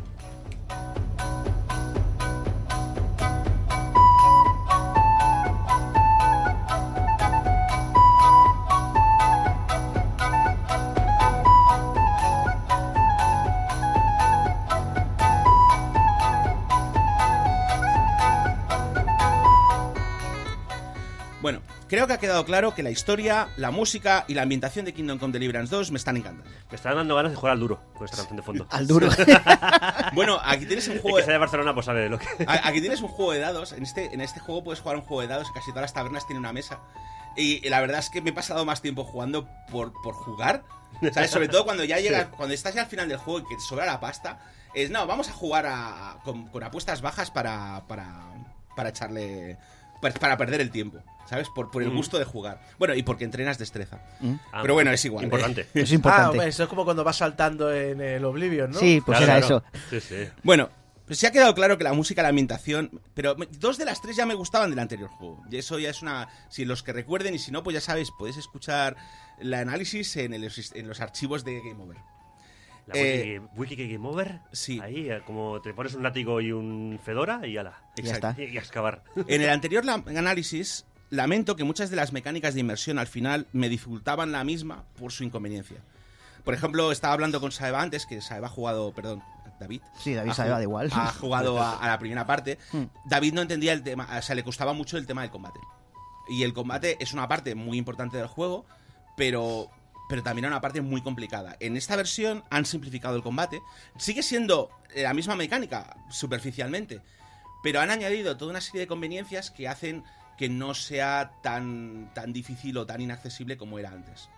Yo lo que tenía que entendido, sobre todo el primero, es que aquí lo que no puedes hacer es que esto no es un Devil May Cry. Sí, no te puedes enfrentar a más de 2 o 3. Eso lo entendía, porque en el momento que te dices... enfrentas a más de 2 o 3, no... Porque ya el juego te presenta que dices, vamos a hacer lo más real posible. O sea, que a mí viniesen 3 personas y me apalizasen, digo, es que es normal, ¿para qué te metes ahí en 3 personas? Exacto. Vaya saco, Es que encima no- con... es que es realista, con es sentido, los cumanos, Claro, ¿no? claro. Los escudos ahí con todo. Vamos, me pegaron Claro. unas palizas que no veas. Pero claro, pero la cosa es que el juego, pues tienes mecánicas de fintas, de combos, de master strikes y cosas de estas.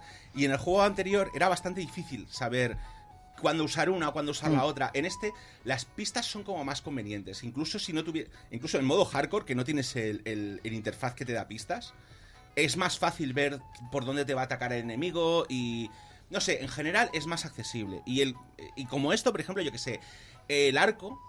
En el juego anterior, disparar al arco era muy complicado, porque estaba muy pensado para que memorizases la posición del arco relativa al no sé qué, y al final yo lo que hacía era activar el punto de mira, porque era lo que hacíamos todos. Y en este lo que han hecho es cambiar sutilmente la posición del arco, y ahora es mucho más fácil saber dónde estás disparando. No he activado en este el punto de mira, y el otro era casi obligatorio. Y es que es lo que comento, el equipo de Warhorse ha trabajado muy duro precisamente en mejorar y pulir estas mecánicas. No han desaparecido, simplemente son mejores. Ahora hay los minijuegos, o sea, también habían los minijuegos de alquimia, de abrir cerraduras, robar bolsillos. Son las mismas mecánicas, pero el simple hecho de limpiar el interfaz y hacerlo más claro, pues las hace más accesibles, sin perder la inmersión original. Especialmente el de alquimia, que tú te acordarás que Sí. tenías que encender ahí. No sé, ahora sube el fuego, ahora bájalo, ahora menea 2 veces, ahora no sé qué. Uy. Sí. Al final te acostumbrabas y lo que molaba es que dices, bueno, luego conseguías habilidades de, bueno, venga, con una poción que haces 5, de bueno, vale, ya está, no pasa nada. Y al final cogías el tranquillo y estaba muy bien, la verdad. Sí, a mí una de las cosas que me pasaba tras hacer varias pociones del mismo tipo, sobre todo, es que aprendes los timings de memoria. Sí. Y entonces ya no hace falta darle 3 veces al reloj de arena, porque dices, no, esto tiene que hervir el tiempo que yo tardo en echar las piedras aquí, pulirlo no sé qué, luego lo echo, y llegaba un momento en que casi te sentías un alquimista de verdad. Está muy bien, o sea, me encantó el juego también por un montón de cosas de estas. Sí. Una de las cosas, por ejemplo, que yo me quejaba del anterior era que el juego tenía una especie de minijuego de ropa. Tenías un montón de ropa que ponerte, muchas cosas, pero no te explicaban qué hacía cada cosa. O sea, las mecánicas estaban ahí, pero no te quedaba claro por qué. Y en este han mejorado muchísimo el tema de los feedbacks de los trajes. La mecánica que gobierna la ropa y armadura para llevar está mucho más claro que en la primera. entre otras cosas, incluso por los cues auditivos. Por ejemplo, cuando tú llevas... O sea, una de las cosas... La ropa tiene conspicuidad... la cantidad de... Básicamente, lo llamativa que es, la cantidad de ruido que hace y lo fácil que es identificarte por ella. ¿Vale? Y estos 3 valores no solamente tienen los valores numéricos, sino también la gente te trata de maneras diferentes. O sea, tú cuando llevas una ropa de rico y te encuentras con un campesino, el campesino a veces te llama de lord. Bueno, de sir. A pesar de que no seamos caballeros. Si tú vas vestido como un pordiosero y te vas a hablar con un noble, el noble te tratará mal. Si vas sucio, la gente lo menciona. Si vas con la ropa llena de sangre, la gente lo menciona. Los guardias se acuerdan. Y si hayan anunciado un pordiosero este. No, es que si ha habido un asesinato cercano y te han visto entrar con la ropa llena de sangre, te vienen a preguntar. Oye, chavalote, ¿eso qué es? Bueno, ¿aunque te vienen a preguntar? Bueno, te vienen a registrar, ¿sabes? Por si tienes objetos robados y cosas de estas. Sopla aquí, por favor. No es Estados Unidos, que primero disparan y luego preguntan. ¿Vale? Y al final, lo bueno además es que tienes como la posibilidad de tener 3 sets automáticos guardados. Y yo lo que tengo normalmente es un set para hablar con la gente de clase alta, un set de batalla con toda mi armadura completa, porque tener una armadura completa es importante en este juego. Y un set para colarte en las casas ajenas. Ahí.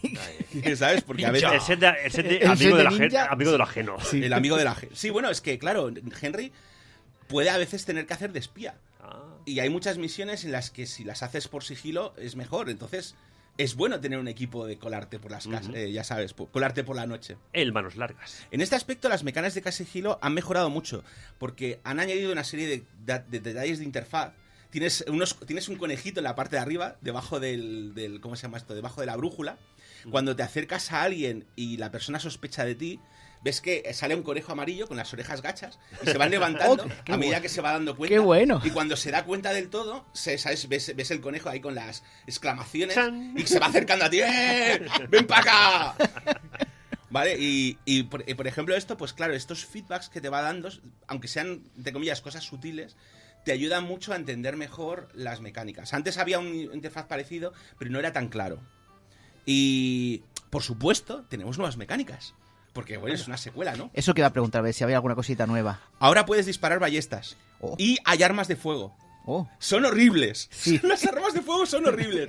Tienes la precisión. O sea, puedes usar. Básicamente, recargarlas es lentísimo. Con lo cual tienes el tiro de inicio. Bueno, históricamente accurate, ¿no? O sea, Sí. Básicamente, creo que históricamente lo que se hacía era una barrera, disparaban todos y algo le dará algo.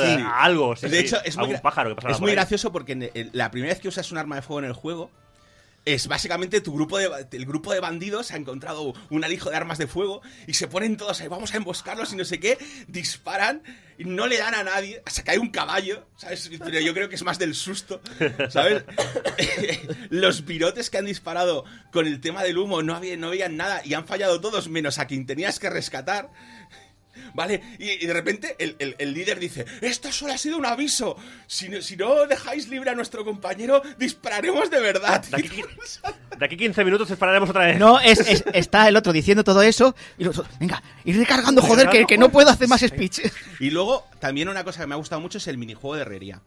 Ahora puedes forjar espadas, hachas y herraduras. Y el minijuego es adictivo. O sea, tienes al Henry ahí golpeando el metal, ting, ting, ting, y si lo haces bien, se pone a silbar. Mi hermana ha llegado al punto que se sabe las canciones de memoria. Porque al principio del juego me encantaba tanto el juego que a veces me pasaba 20, 40 minutos haciendo solo herraduras. Herraduras. ¿Vale? Y se... Y mi hermana, sí, estás otra vez jugando al Kingdom Come, ¿verdad? Y yo, sí.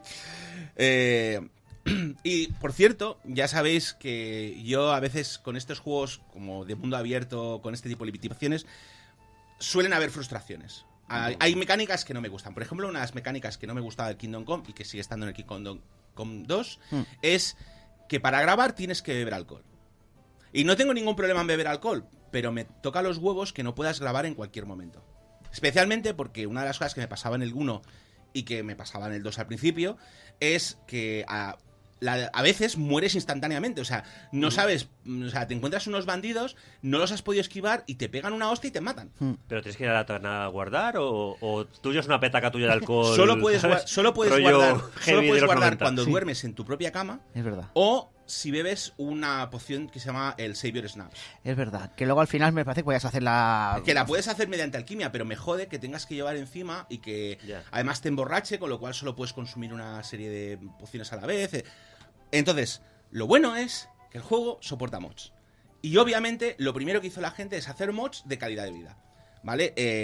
Entonces, una de las cosas que desactivé el juego fue el tema de los Savior Snaps. Uno de los primeros mods que hice es Savior Snaps infinito y no te emborracha. Y ya está. Y Bien. puedes guardar en cualquier momento, porque sobre todo al principio del juego es muy importante poder hacerlo. Otra cosa que desactivé fue que el tema de las hierbas se estropean con el tiempo. La comida y las hierbas se pudren. Y cuando estás haciendo cosas de alquimia, pues tienes que recoger hierbas frescas, porque puedes usar hierbas secas, que duran siempre, pero la calidad baja estrepitosamente. Si quieres hacer las pociones de mejor calidad, tienen que ser frescas. Y dije, mira, lo siento, pero no quiero, antes de ponerme a hacer pociones, ponerme a hacer fetch quest de hierbas. Así que toca instalar esto.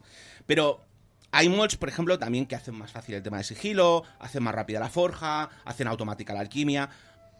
Y lo bueno es que, como son opcionales, pues a mí, por ejemplo, que me hagan más rápida la forja no me interesa. O sea, me encanta ponerme a hacer No, porque si espadas. te pones a cantar, pues claro, si te cortan el rollo. Exacto, pero hay gente, pues a lo mejor, que dice, no, yo no quiero esto. Pues para eso están los mods. En general, y por resumir, el juego se siente mucho más pulido y accesible y mantiene la inmersión por encima de la conveniencia.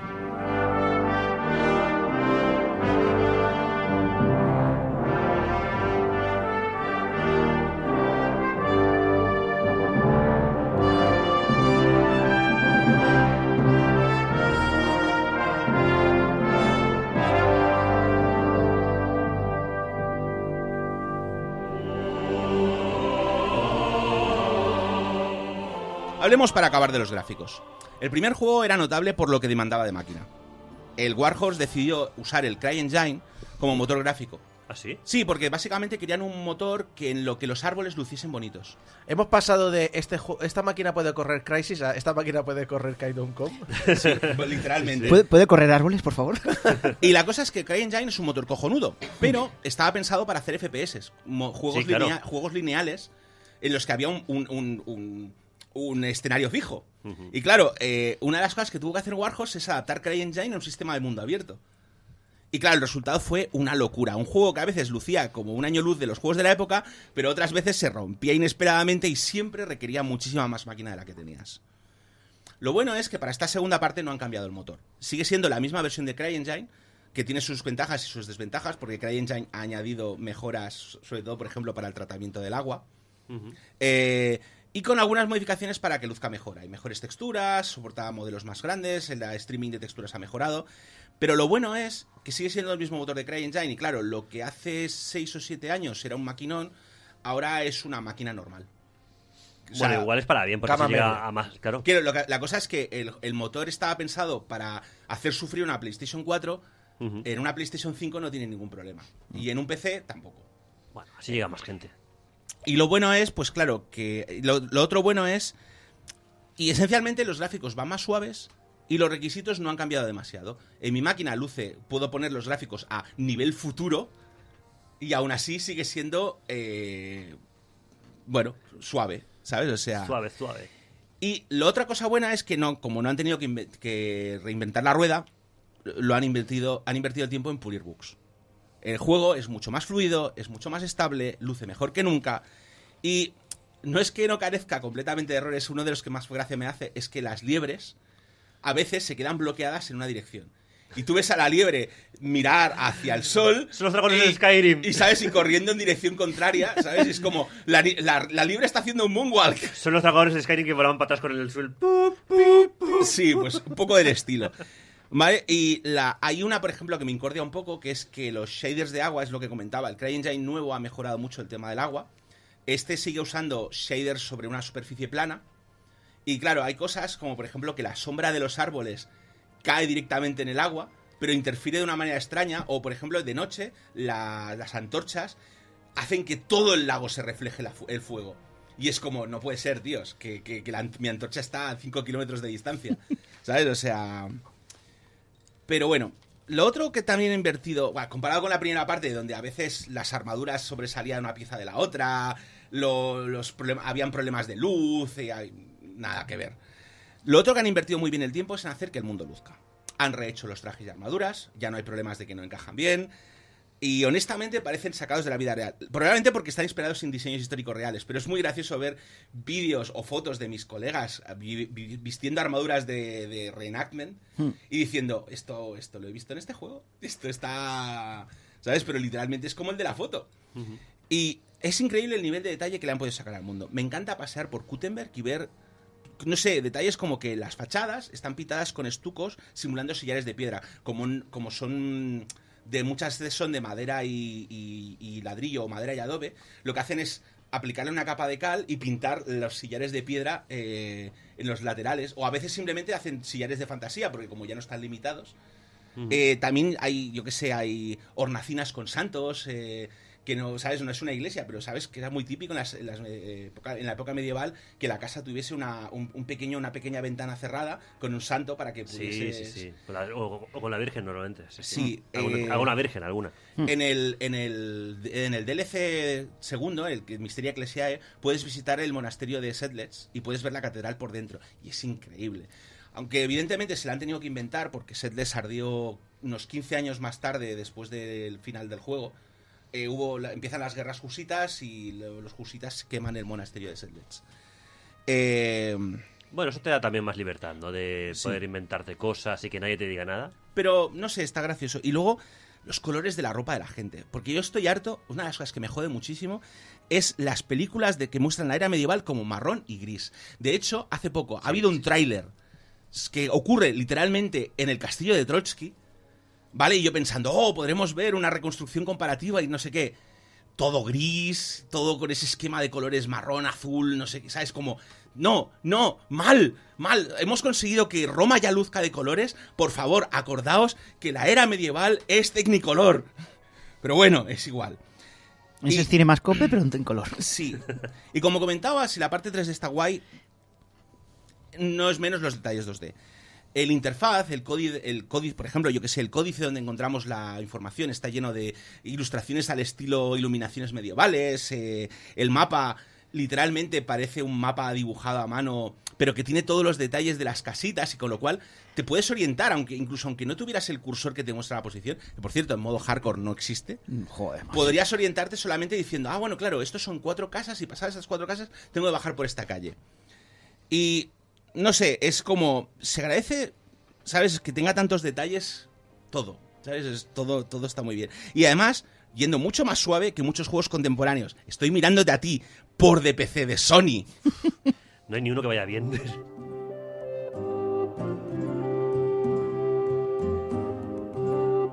Antes de llegar a la conclusión, me gustaría hacer una pausa para hablar de un tema que he mencionado muchas veces en los análisis. Ya lo comenté en Baldur's Gate 3 y ya lo comenté en Starfield. Y es el tema de la agencia de personaje en los juegos de rol. Hay juegos de rol que tienen agencia casi nula, como la mayor parte de los JRPGs, que básicamente tiene una historia que contarte y tú estás ahí para verla, te guste o no. Tu agencia está limitada a las decisiones que tomas en los combates y poco más. Y valga decir que yo no soy muy fan de esta fórmula, pero por otro lado, esta linealidad te permite contar una historia mucho más efectivamente. Un poco como los juegos de aventuras como Uncharted o Lara Croft, pero con más estadísticas. En el extremo opuesto tenemos juegos como Baldur's Gate 3, donde la agencia es llevada al extremo gracias a contemplar hasta las opciones más peregrinas del jugador. En plan de, no, es que si el jugador es una cabra y te ha robado el objeto, pues, ¿sabes? Y dices, hostia, tío, ya, o sea, son huevos. Pero estos son libres de elegir el camino del bien, el mal o todo lo contrario y se espera que la resolución sea satisfactoria en todos los casos. Estos juegos son extremadamente difíciles de hacer, porque contemplar todas las posibilidades es un poco como decir lo del Doctor Extraño con la gema, he visto 50 millones de mundos. ¿Y solo en uno? Solo lo ganamos. ¿Vale? Salvo que el desarrollador es Por el cierto, Doctor te mueres. Salvo que el desarrollador es el Doctor Extraño y nosotros la gema. Sí. Es muy difícil satisfacer a todo el mundo y pocos juegos de rol del estilo de Baldur's lo consiguen. Y a medio camino tenemos los juegos de rol de mundo abierto de Bethesda. Y bueno, cualquiera que recuerde de mi análisis, que dice análisis, dice diatriba furiosa de Starfield, Es que vaya el tela. último análisis largo que hice y fue para cagarme en sus muertos. He venido a cagarme en mi libro. Exacto. Hombre, es que la comparativa de el de Skyrim contra ese de Skyrim, soy el Dragonborn y el otro, soy un minero de mierda. Sabrá, sí, pero soy un minero de mierda que de repente le dan una nave de, ¿sabes? Con poderes mágicos. Es como, no, tío. No tiene sentido ninguno. La cosa es que cada vez estoy más insatisfecho con la oferta de Bethesda. Opino que están tomando el camino equivocado, pero claro, ¿cómo puedo explicar cuál es el correcto si no hay ejemplos buenos? Y aquí es donde entra Kingdom Come Deliverance 2, donde han solucionado el conflicto mis conflictos, los problemas que yo tengo con la agencia Starfield, limitando la agencia. Que dices, un momento, no, ¿cómo funciona esto? No puedes tener más agencia teniendo menos. ¿Vas a volver a hacer subir el precio del pan? No, vamos a ver. Una de las cosas que me ha hecho ver este juego es que mi problema con Skyrim, Fallout y Starfield es que las recompensas no equiparan a la agencia. ¿De qué sirve ser el gremio de asesinos si te van a seguir dando misiones como si fueras un novato? ¿De qué sirve ser el representante de la Commonwealth de no sé qué si al final te van a tratar como si acabases de llegar? Que es lo que me pasó en el Fallout 4. Yo cuando llegué al tema de la academia, yo había completado todo el resto de misiones. Había echado a la Hermandad del Acero, me había hecho con el control de todos los pueblos y venía casi como en condición de representante de la Commonwealth. Y viene y no, es que eres mi padre y te puedes unir a la academia y puedes hacer misiones de novato. Y yo, no, tío, he venido aquí a negociar. Soy el puto ¿Usted sabe amo. con quién está hablando? Exacto, usted sabe quién está hablando, ¿sabes? ¿Y ahora me vas a hacer matar 10 ratas en el granero? Es poco más o menos. Y claro, pues no fue el caso. Y y en el Starfield lo que comentábamos, o sea, tú sí empiezas como un minero, pero te dan rápidamente una nave y te dicen, no, y vas a tener, y eres una persona importante, pero luego no notas esa importancia en ningún lado. Las decisiones que tomas parecen inconsecuentes. O sea, y todo el mundo te trata casi como un mindundi. Y es como, no, tío, no funciona así. La desconexión entre lo que yo percibo, que es mi personaje en estos juegos, y lo que yo debería poder hacer con cómo el juego trata a mi personaje y lo que me deja hacer, es lo que genera mi frustración, ese conflicto de agencia. Y Warhorse aborda este problema desde una perspectiva diferente. En vez de subir las recompensas, baja las apuestas. Henry vive en una época donde el ascenso meteórico no existe. Es un escudero, hijo bastardo de un noble, criado por un herrero, y apenas sabe leer, ya no digamos del resto de la educación, el trivium y el quadrivium, que tendría un burgueso noble. Y cuando terminamos la partida, Henry seguirá siendo un escudero, hijo bastardo de un noble y criado por un herrero. Dependiendo de cómo juguemos, habrá adquirido algo de educación y sabrá pelear, pero no va a convertirse en el rey de Bohemia. No va, ¿sabes? No va a esa subida de escalada de poder de no, y ahora soy el presidente del gremio. No, tío. Hay un DLC en el que puedes formar parte del gremio de herreros y entras y formas parte del gremio de herreros, pero no te conviertes en el líder. En el herrero Claro, máximo el de herrero. todos. Es que en la vida real. Herrero alfa. Claro, en la vida real, cuando es un cargo que normalmente se derivaría tras muchos años de formar parte del gremio. No te da tiempo a ser. Que ya ser un plebeyo de mierda a lo que conseguirás A a un lo maestro mejor gremial, ya es una cosa meteórica para la Claro. época. Y de hecho, una de las cosas que me gusta es que los nobles nos van a recordar, si tratamos de llevarles la contraria, nos recuerdan en qué posición estamos. Claro, tú puedes decir que no estás de acuerdo, pero te van a dar un golpe en la mano. ¿Qué haces? ¿Qué haces, tío? Que eres un payés. ¿Sabes? O sea, y no sé. Know your place. En Bethesda eso me cabrearía, pero aquí lo veo como una consecuencia real. O sea, Henry es lo que es, no es más. Y una de las cosas que me gusta es que las misiones secundarias muchas veces lo único que te dan es la satisfacción de haber ayudado a alguien. Sí. Entonces, la cuestión es, si hemos dicho que las apuestas son más limitadas, ¿dónde ocurre la agencia? Pues al limitar el alcance de las consecuencias pueden concentrarse en los detalles. Casi todas las misiones, especialmente las secundarias, pero también a veces las primarias, se pueden resolver de varias maneras. Eres Henry, pero eres Henry el diplomático, Henry el asesino sigiloso, Henry el desbocado guerrero, Henry el sobrado de pasta. Hay veces que tú puedes simplemente sobornar a la gente, o puedes colarte en sus casas, o puedes, ¿sabes? O sea... Y normalmente eres Henry el hambriento, simplemente, ¿no? Sí, Henry el hambriento. Siempre Henry el hambriento. No sé, la cosa es que dentro de las limitaciones impuestas por el personaje hay libertad de elección. Y como las recompensas son adecuadas a nivel de desafío, no encuentro ese conflicto de agencia que tenía con juegos de Bethesda. Dicho de otra manera, para mí no hay ninguna razón para que una línea de misiones del gremio de ladrones acabe contigo a la cabeza del gremio. Y es algo que deberían hacer más juegos de mundo abierto.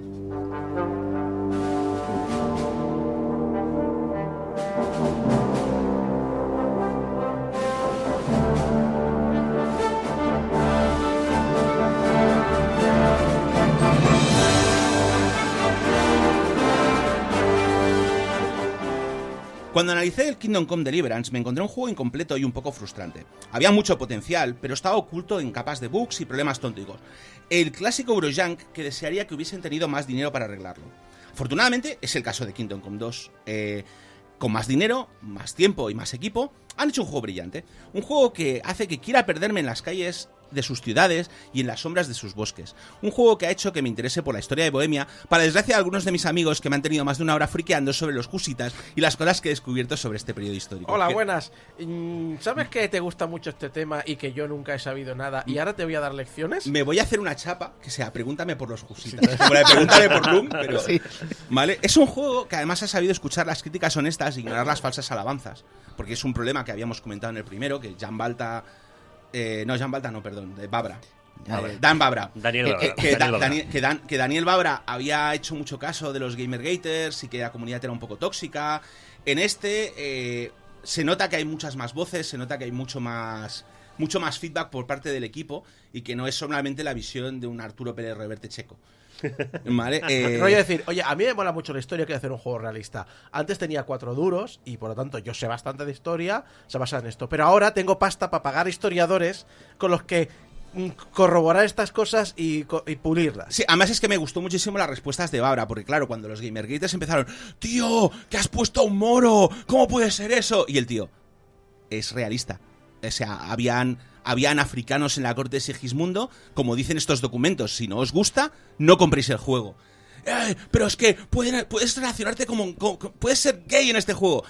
Puedes no serlo, la elección es tuya. Simplemente no tomes las decisiones que te llevan a ser gay. ¿Sabes? O sea, pero es históricamente correcto. Y todos ahí, ¡ah! ¡Traición! ¡Dolor! Y el otro, ¡Ignominia! ¿Y sabes? O sea, no sé, el caso es que es un juego que ha escuchado las críticas y ha mantenido el foco del rigor histórico, porque es lo que digo, o sea, las respuestas de este señor es, todo esto es históricamente correcto. Y ha creado un juego que para mí ha superado mis expectativas. Es un juego que yo sabía que podía ser interesante, pero venía con la idea de que va a ser otro Kingdom Come normal, ¿sabes? Voy a pasar aquí 60 horas, voy a acabarme la historia y ya está. Y he venido aquí a ramblear durante 1 hora y aún me faltaría tiempo. Y no sé, es un juego además que en mi opinión debería haberse llevado más premios y reconocimientos. Estoy mirando a ti, Expedition 33, todos los premios me llevo juego francés de los cojones. En resumen. Bueno, Francia también tiene mucho dinero metido el gobierno en potenciar la industria cultural, entre ellos el videojuego. Sí. Hay una fuerza que otros países no tienen. Eso también y es baguettes. Aunque hay que decir que Europa del Este Y croissants. lleva unas décadas, Y café ole. yo creo que potenciado por el éxito de CD Projekt en financiar el mercado del videojuego, porque sabe que es un mercado que da dinero al país. Sí, pero bueno, es cuestión de ver cómo... Básicamente, y por resumir, si os gustan los juegos de mundo abierto y no os da miedo uno que te obliga a abrir y cerrar las puertas o pasarte 40 minutos haciendo pociones, si os gusta pasearos por ciudades medievales, los combates intensos y tener que rescatar a vuestro amigo de su propia estupidez, este es vuestro juego. Sí, y por eso, me gusta. Y por eso le damos...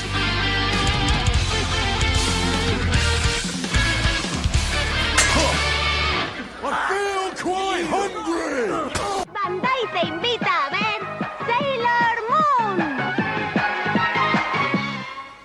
Hoy tenemos el gusto de presentaros un programa muy especial que puede ser considerado como la presentación de una nueva serie. En la que, por cierto, se dice que yo voy a ser la única protagonista. Así es. ¿Qué? Aquí no hay más protagonista que Guerrero Luna. Aunque tal vez me cambie de nombre para variar.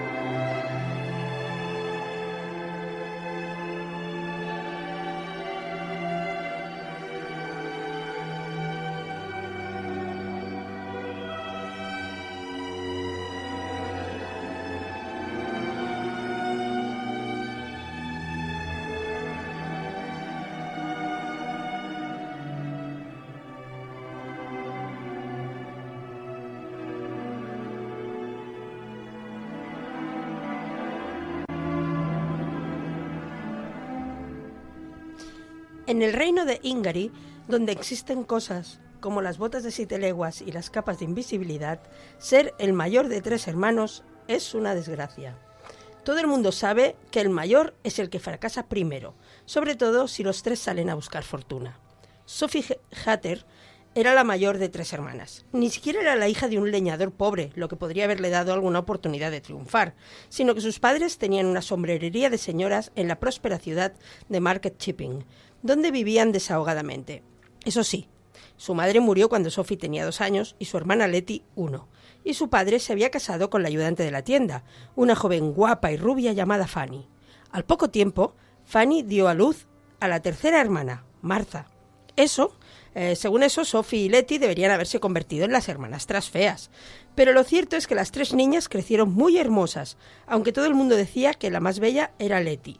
Fanny las trataba a las 3 con el mismo cariño y no favorecía a Martha en absoluto.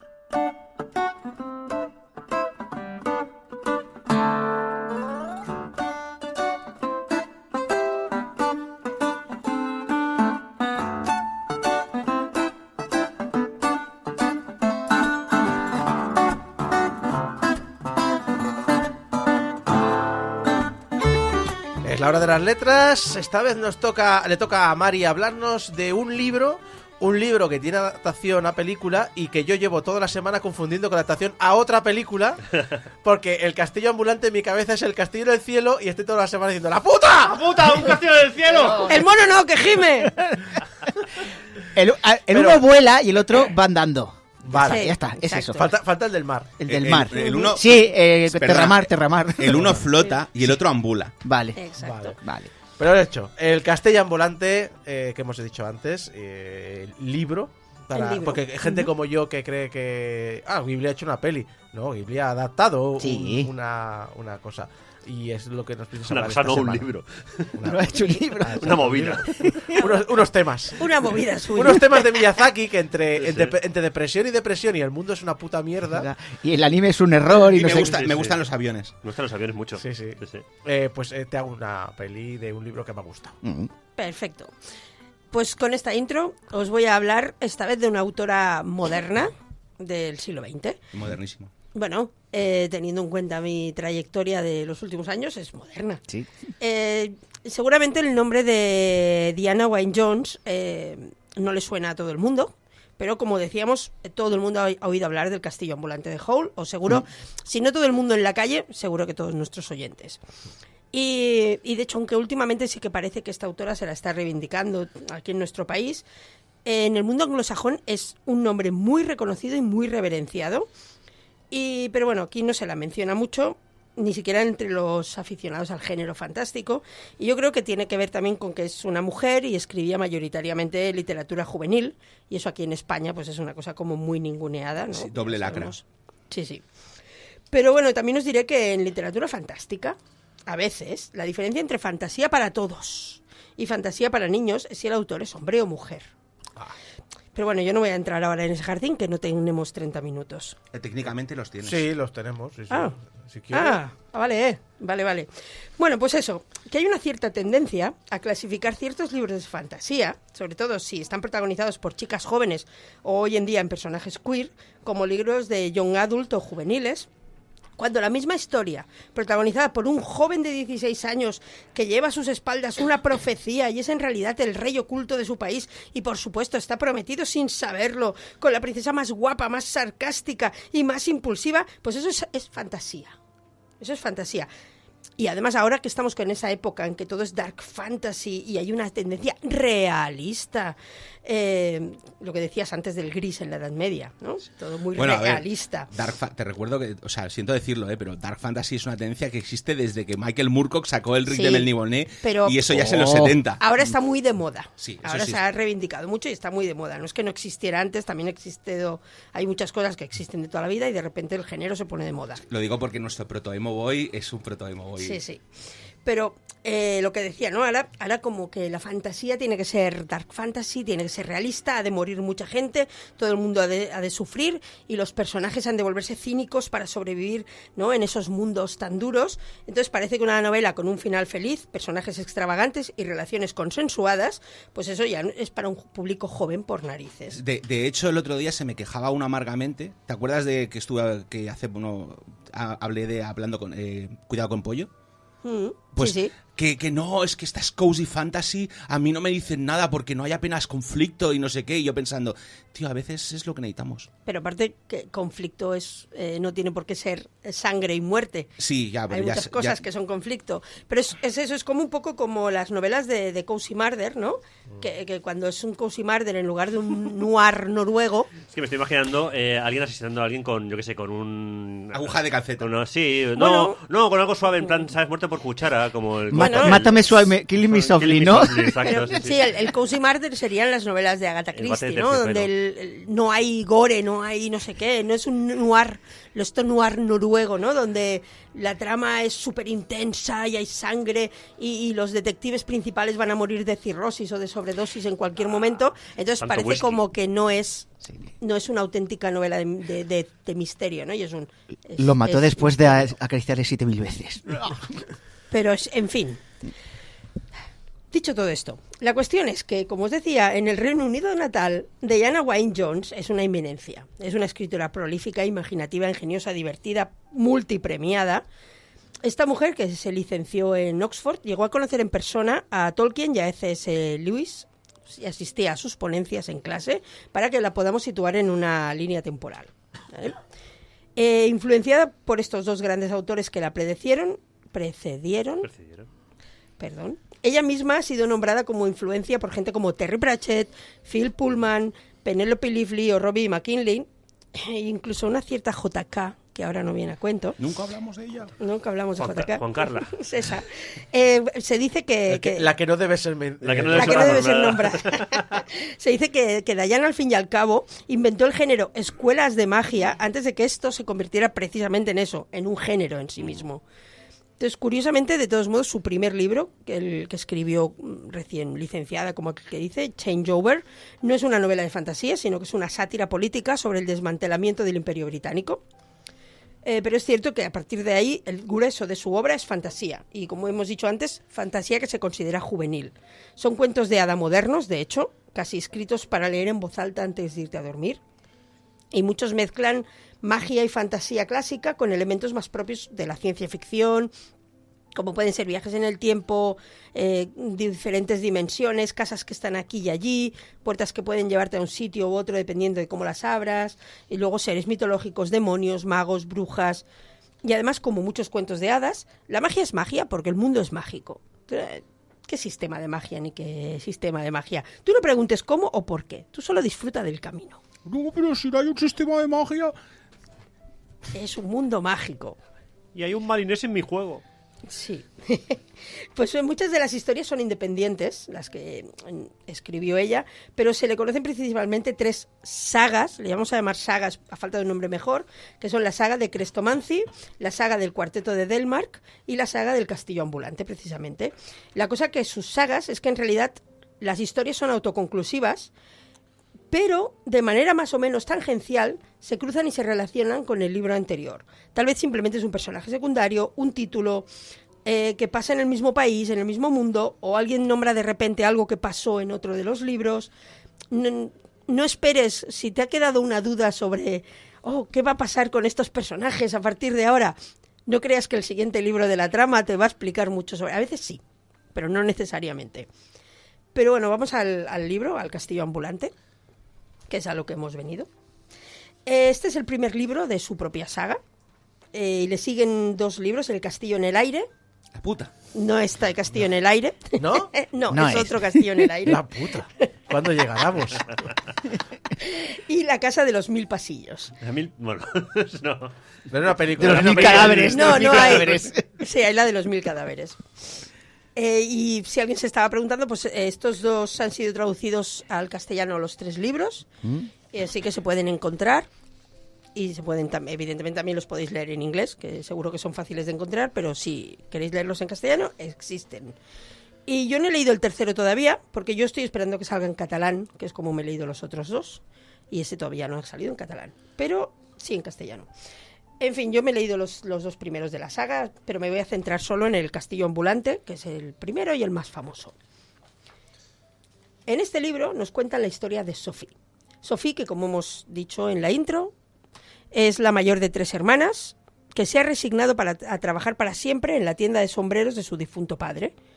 No se le da mal, además, es muy hábil con la aguja y a veces hasta parece que le puede insuflar vida a sus creaciones cuando les hace cumplidos mientras las cose, ¿no? De, ¡ay, qué bonito me estás quedando! Tú eres un sombrero digno de una fiesta de primavera y de una reina de primavera, ¿no? Y entonces la persona que compra ese sombrero, pues la declara la reina de la fiesta de la primavera porque llevaba ese sombrero.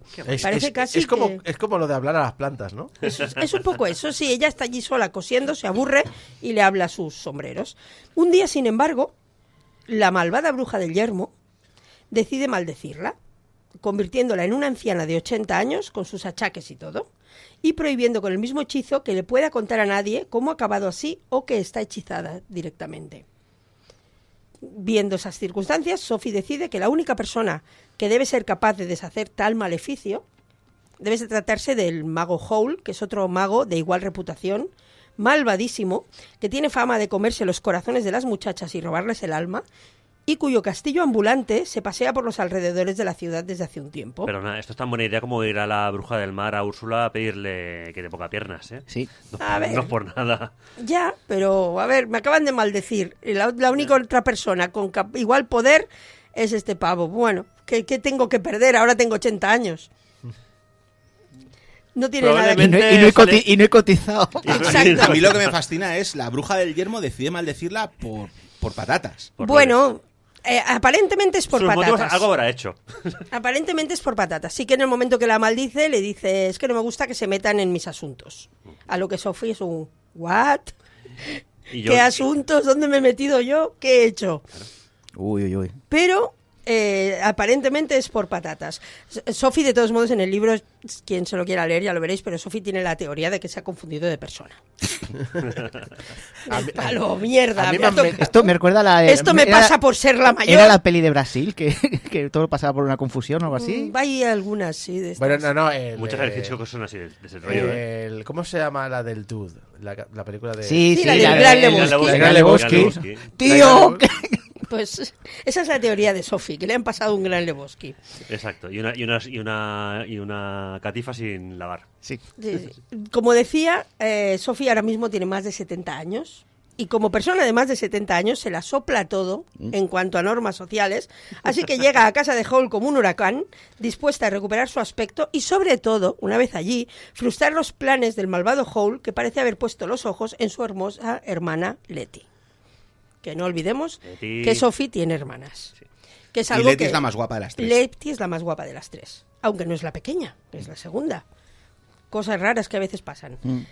El estilo de la autora realmente es que es una delicia. Utiliza el lenguaje de los cuentos de hadas, pero con una capa de autoconciencia, como se estaba diciendo, no tanto la narradora como los personajes mismos saben de algunas de estas normas, como si somos tres hermanas, las dos mayores deberían ser más feas, la pequeña es la que debe ser hermosa y triunfar y casarse con un rey, y todas estas cosas que pasan en los cuentos y cómo deberían cumplirse, ¿no? Y esto hace que sea muy divertido ir leyendo esa metalenguaje, de algún modo, ¿no? Y además maneja el tono también muy bien. Y es no solo en este libro, no es solo en el Castillo Ambulante, esto también ocurre en el Castillo del Aire, en la segunda parte, que está ambientado en otro reino de este mismo mundo, pero es un reino árabe, y por tanto el lenguaje es más típico de las 1001 noches, con sus jeans, sus alfombras voladoras y todo esto, pero ese mismo metalenguaje, ¿no? De, bueno, ahora esto debería pasar porque tal cual, y luego pasa o no pasa, pero los personajes son como medio conscientes del tipo de reino en el que viven. Exacto. Y eso es muy divertido. Otra cosa muy entretenida es precisamente el humor. Es humor inglés. Es que Es- tal como lo escribes, me estoy acordando de esa gran obra de la literatura española, que en realidad es un fanfic parodia de otras, que es el Quijote de la Mancha. Bueno, por ejemplo... es un poco ser sí. un poco de voy a parodiar lo que son los tópicos de este No, género. yo ahora estoy entendiendo el rollo de por qué Terry Pratchett se inspiraba en esta autora. Claro, Muchas es un- veces.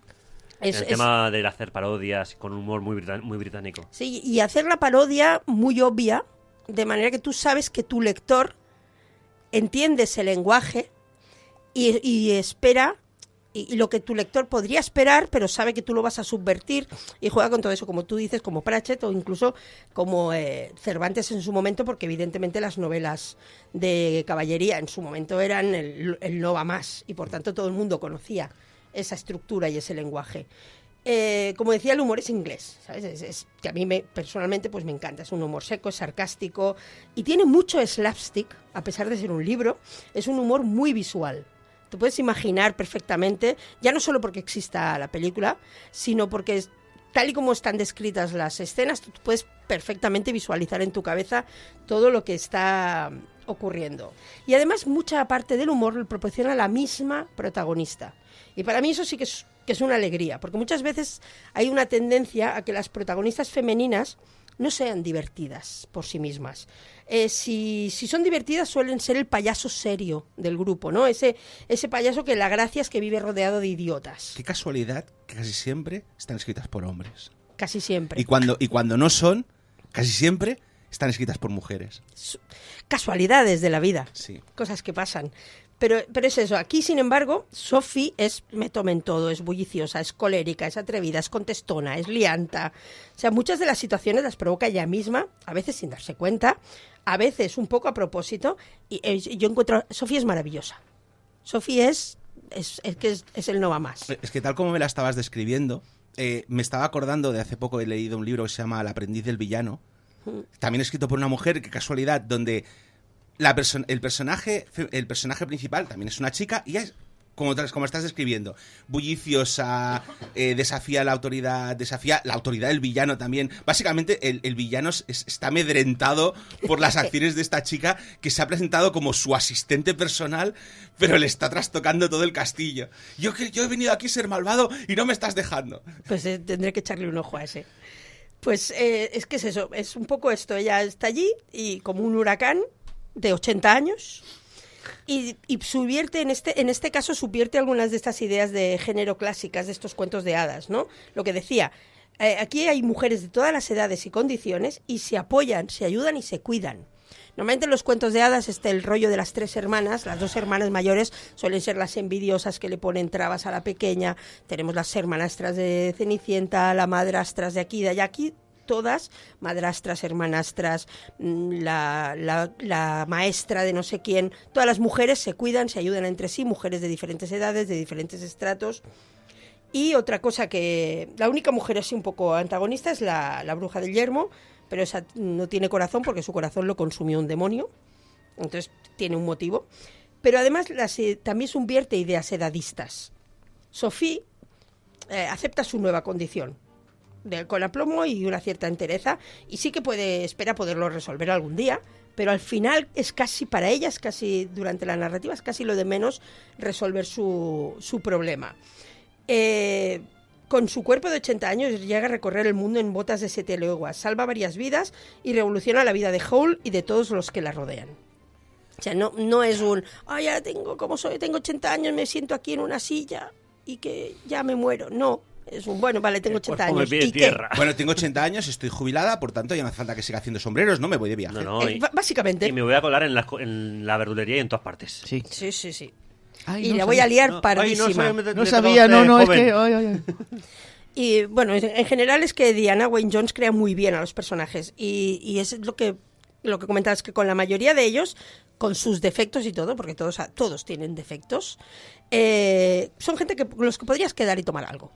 Realmente, o sea, son gente majeta. Eso es bien. Que dices, es que yo me sentaría con este pavo a charlar un rato. Y a nivel de energía, y esto te hará gracia, Isaac, en muchas escenas yo tuve la sensación de estar leyendo una especie de capítulo especial del Doctor Who. La energía general es muy caótica. Es esa sensación de que la magia funciona porque, wibbly, wobbly, timey, wimey, ¿no? Howl, como el Doctor, es dramático, es malcarado, es vanidoso, es cobarde, pero a la vez es altruista, es eficiente, es ingenioso, es heroico, es delicado y por supuesto es tremendamente seductor, a pesar de lo que opine Sophie al respecto. Pero es eso, a ratos es un doctor. Es un doctor, a ratos parece el 11avo, a ratos parece el 10.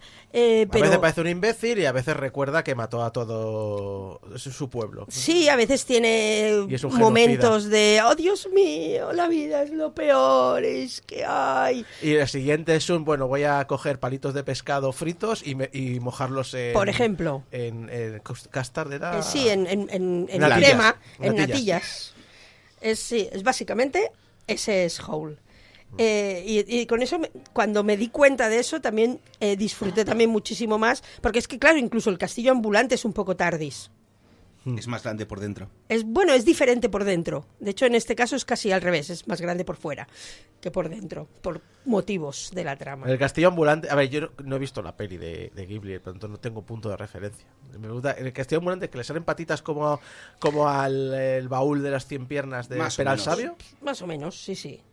Es eso, es todo en Miyazaki el castillo es un poco también steampunk, ¿no? Que tiene- y en el libro, a pesar de que no tienes una descripción tan clara, sí que te comentan que el castillo a medida que va avanzando va soltando humo negro y tal, ¿no? Y también tienes esa sensación de mecanización, ¿no? De Hombre, vapor y del Reino Unido, o sea, de Inglaterra, espero siempre que recuerden que fueron la potencia industrial en su momento. Sí. Que no sé si fabricaban no sé, un porcentaje, o sea, que fabricaban la mayoría de productos del mundo, hubo un momento dado que se fabricaban en Inglaterra por la capacidad industrial que tenía el país. Sí, y luego tenían el smog inglés, que también tienen el trauma que tienen con los humos negros y los vapores. Es lo que hay, los ingleses. Bueno, a ver, Habrá que quererlos. En el siglo XVIII, las normas de esto no puede hacer daño a la gente, no. Bueno, en el 19 más, en el 18 todavía no había llegado la revolución industrial. El pastoralismo. Exacto. En fin, que una de las cosas más divertidas del libro, además del humor de la escritora, de los personajes, de esta energía caótica, es que a medida, yo que sí que he visto la película, a medida que iba leyendo el libro, la gran diferencia en la relación de los personajes comparándola con la película, en la que todos pensando. En la película, Sophie sí que es valiente, sí que es tal, pero es como muy paciente, muy abnegada, ¿no? Se toma las cosas como con Muy calma. a la japonesa. Muy a la japonesa, sí. Y la Sophie del libro no está para hostias. Ella no está para hostias. Y Howl está muy cargado de hostias, pero mucho. Entonces, el choque entre los personajes es muy divertido. Y no sé si tenéis en mente, los que hayáis visto la peli... Es que, volviendo de Doctor Who, es Matt Smith. Sí, es tal cual. O es incluso el Ten con Donna. Es este tipo de relación de gilipollas. Es que te canto las 40 si te la tengo que cantar a un... Ostras, el décimo, o sea, Tenan con Donna... Pues es de los mejores combos que se han hecho. Pues es ese tipo de combo.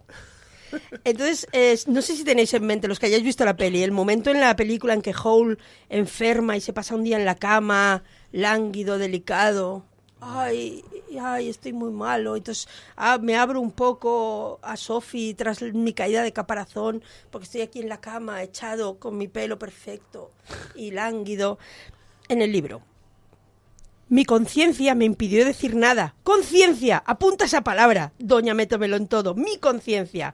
Howl conjuró otro montón de pañuelos y miró a Sophie echando chispas por encima de ellos con unos ojos que ahora estaban enrojecidos y acuosos. Luego se levantó. Me encuentro mal, anunció. Me voy a la cama y puede que me muera. Y por favor, enterradme junto a la señora Penstemon. Y subió las escaleras penosamente mientras gemía. Sophie se puso a coser con más empeño que nunca. Ahora era su oportunidad de quitarle a Howl el traje gris y escarlata antes de que causara más daño al corazón de la señorita Angorian. Claro, eso siempre que Howl no se acostara vestido, cosa que tampoco le extrañaría. ¡Socorro! ¡Ayuda! ¡Me voy a morir aquí, abandonado! Sophie rebufó. Michael dejó de trabajar con su nuevo conjuro y subió corriendo. El ambiente se volvió muy tenso. En el tiempo en que Sophie tardó en coser 10 triángulos azules más, Michael subió corriendo con miel y limón. Un libro, un mejunje para el catarro, una cuchara para tomarlo y luego con gotas para la nariz, pastillas para la garganta, una pluma, papel, 3 libros más y una infusión de corteza de sauce. qué niño mío. Pues, Niño. Me encanta. ¿Puedo? Me siento muy identificado con el personaje porque es tan vago el cabrón que en vez de ir a coger unos Kleenex, los conjura. Exacto. Como es mago, Claro, los si conjura puede, directamente. No tiene ni que levantarse por si los puede Kleenex. conjurarlos, oye. Exacto. Pero me hace gracia el notar el hastío y el cabreo creciendo dentro la vena en el cuello. de la se nota. protagonista. Le está creciendo de verdad de... Y el Howl ahí, hacedme casito, que Sí, estoy sí, ¡Que me mal". muero!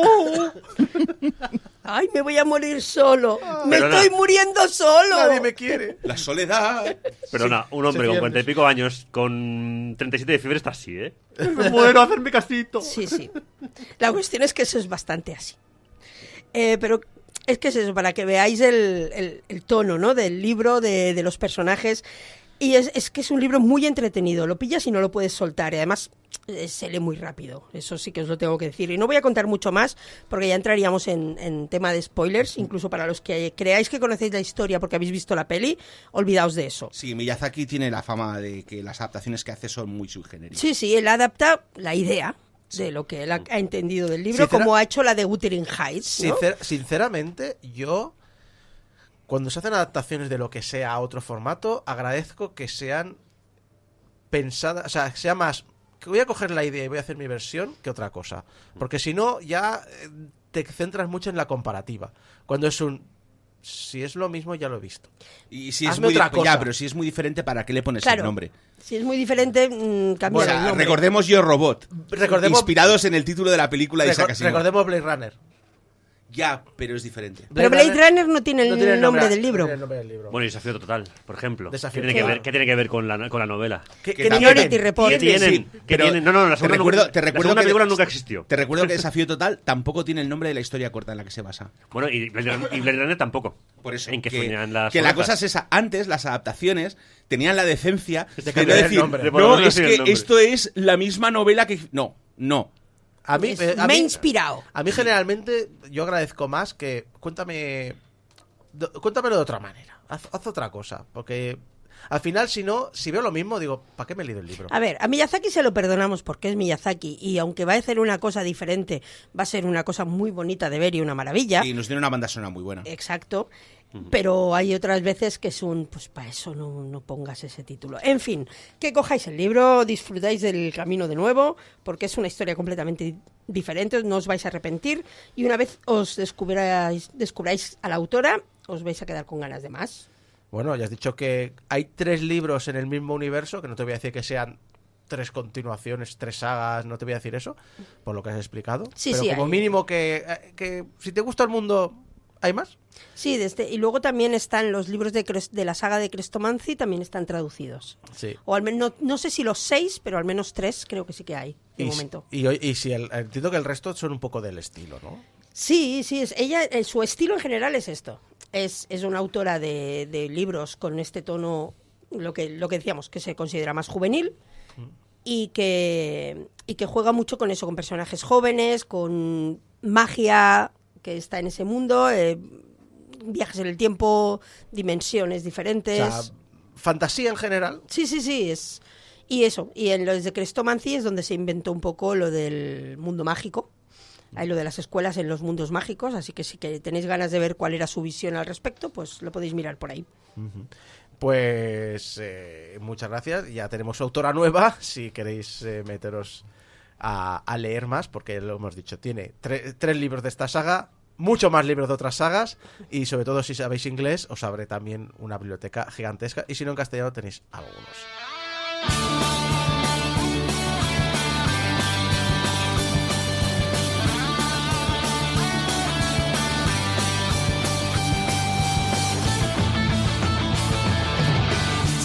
Y llegamos al final de este programa 844 de Game Over. Quiero dar las gracias a todo el equipo que me ha acompañado aquí durante estas 2 horas. Abraham Limpo, Mari Puello, David Cordovilla, Víctor Ojeda, servidor de Isaac Villana.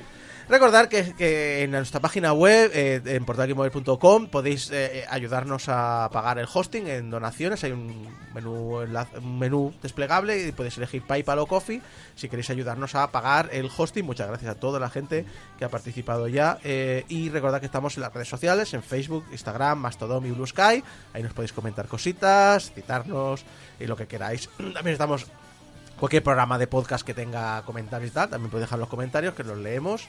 Gracias también a toda la gente del chat durante el directo, porque si queréis escucharlo en directo, lo típico, la web de Radio Despí o youtube.com/portalgameover, nos podéis chatear con nosotros en directos. Por ejemplo, Eriku ya ha dicho que ya está interesado en leer los libros. Y toda la gente que ha estado aquí comentando durante el programa, que no os hemos muchas veces comentado nada porque a lo mejor ya no estábamos en otra sección, pero los hemos leído todos los comentarios. Y que podéis bajar el podcast en cualquier programa de podcast que tengáis, podéis iros a nuestra página web, YouTube, el Discord, lo que queráis. Tenemos el Discord, tenemos el Discorder, Discord Ibiza, lo comía. La Discordia. En portalgamer.com/Discord os iréis directos a nuestro Discord, ahí podéis hablar con nosotros. Y que no sea el típico bot de spam que entra a veces. Y colgar memes comunistas. Sí. Exacto. Y recordad que nos podéis enviar vuestros mensajitos de amor a público@portalgamer.com y vuestros mensajitos de odio a pregúntame sobre sus citas @portalgamer.com. Y nada más en este programa 848. Nos vemos en 15 días con el programa 845. Hasta entonces, adiós.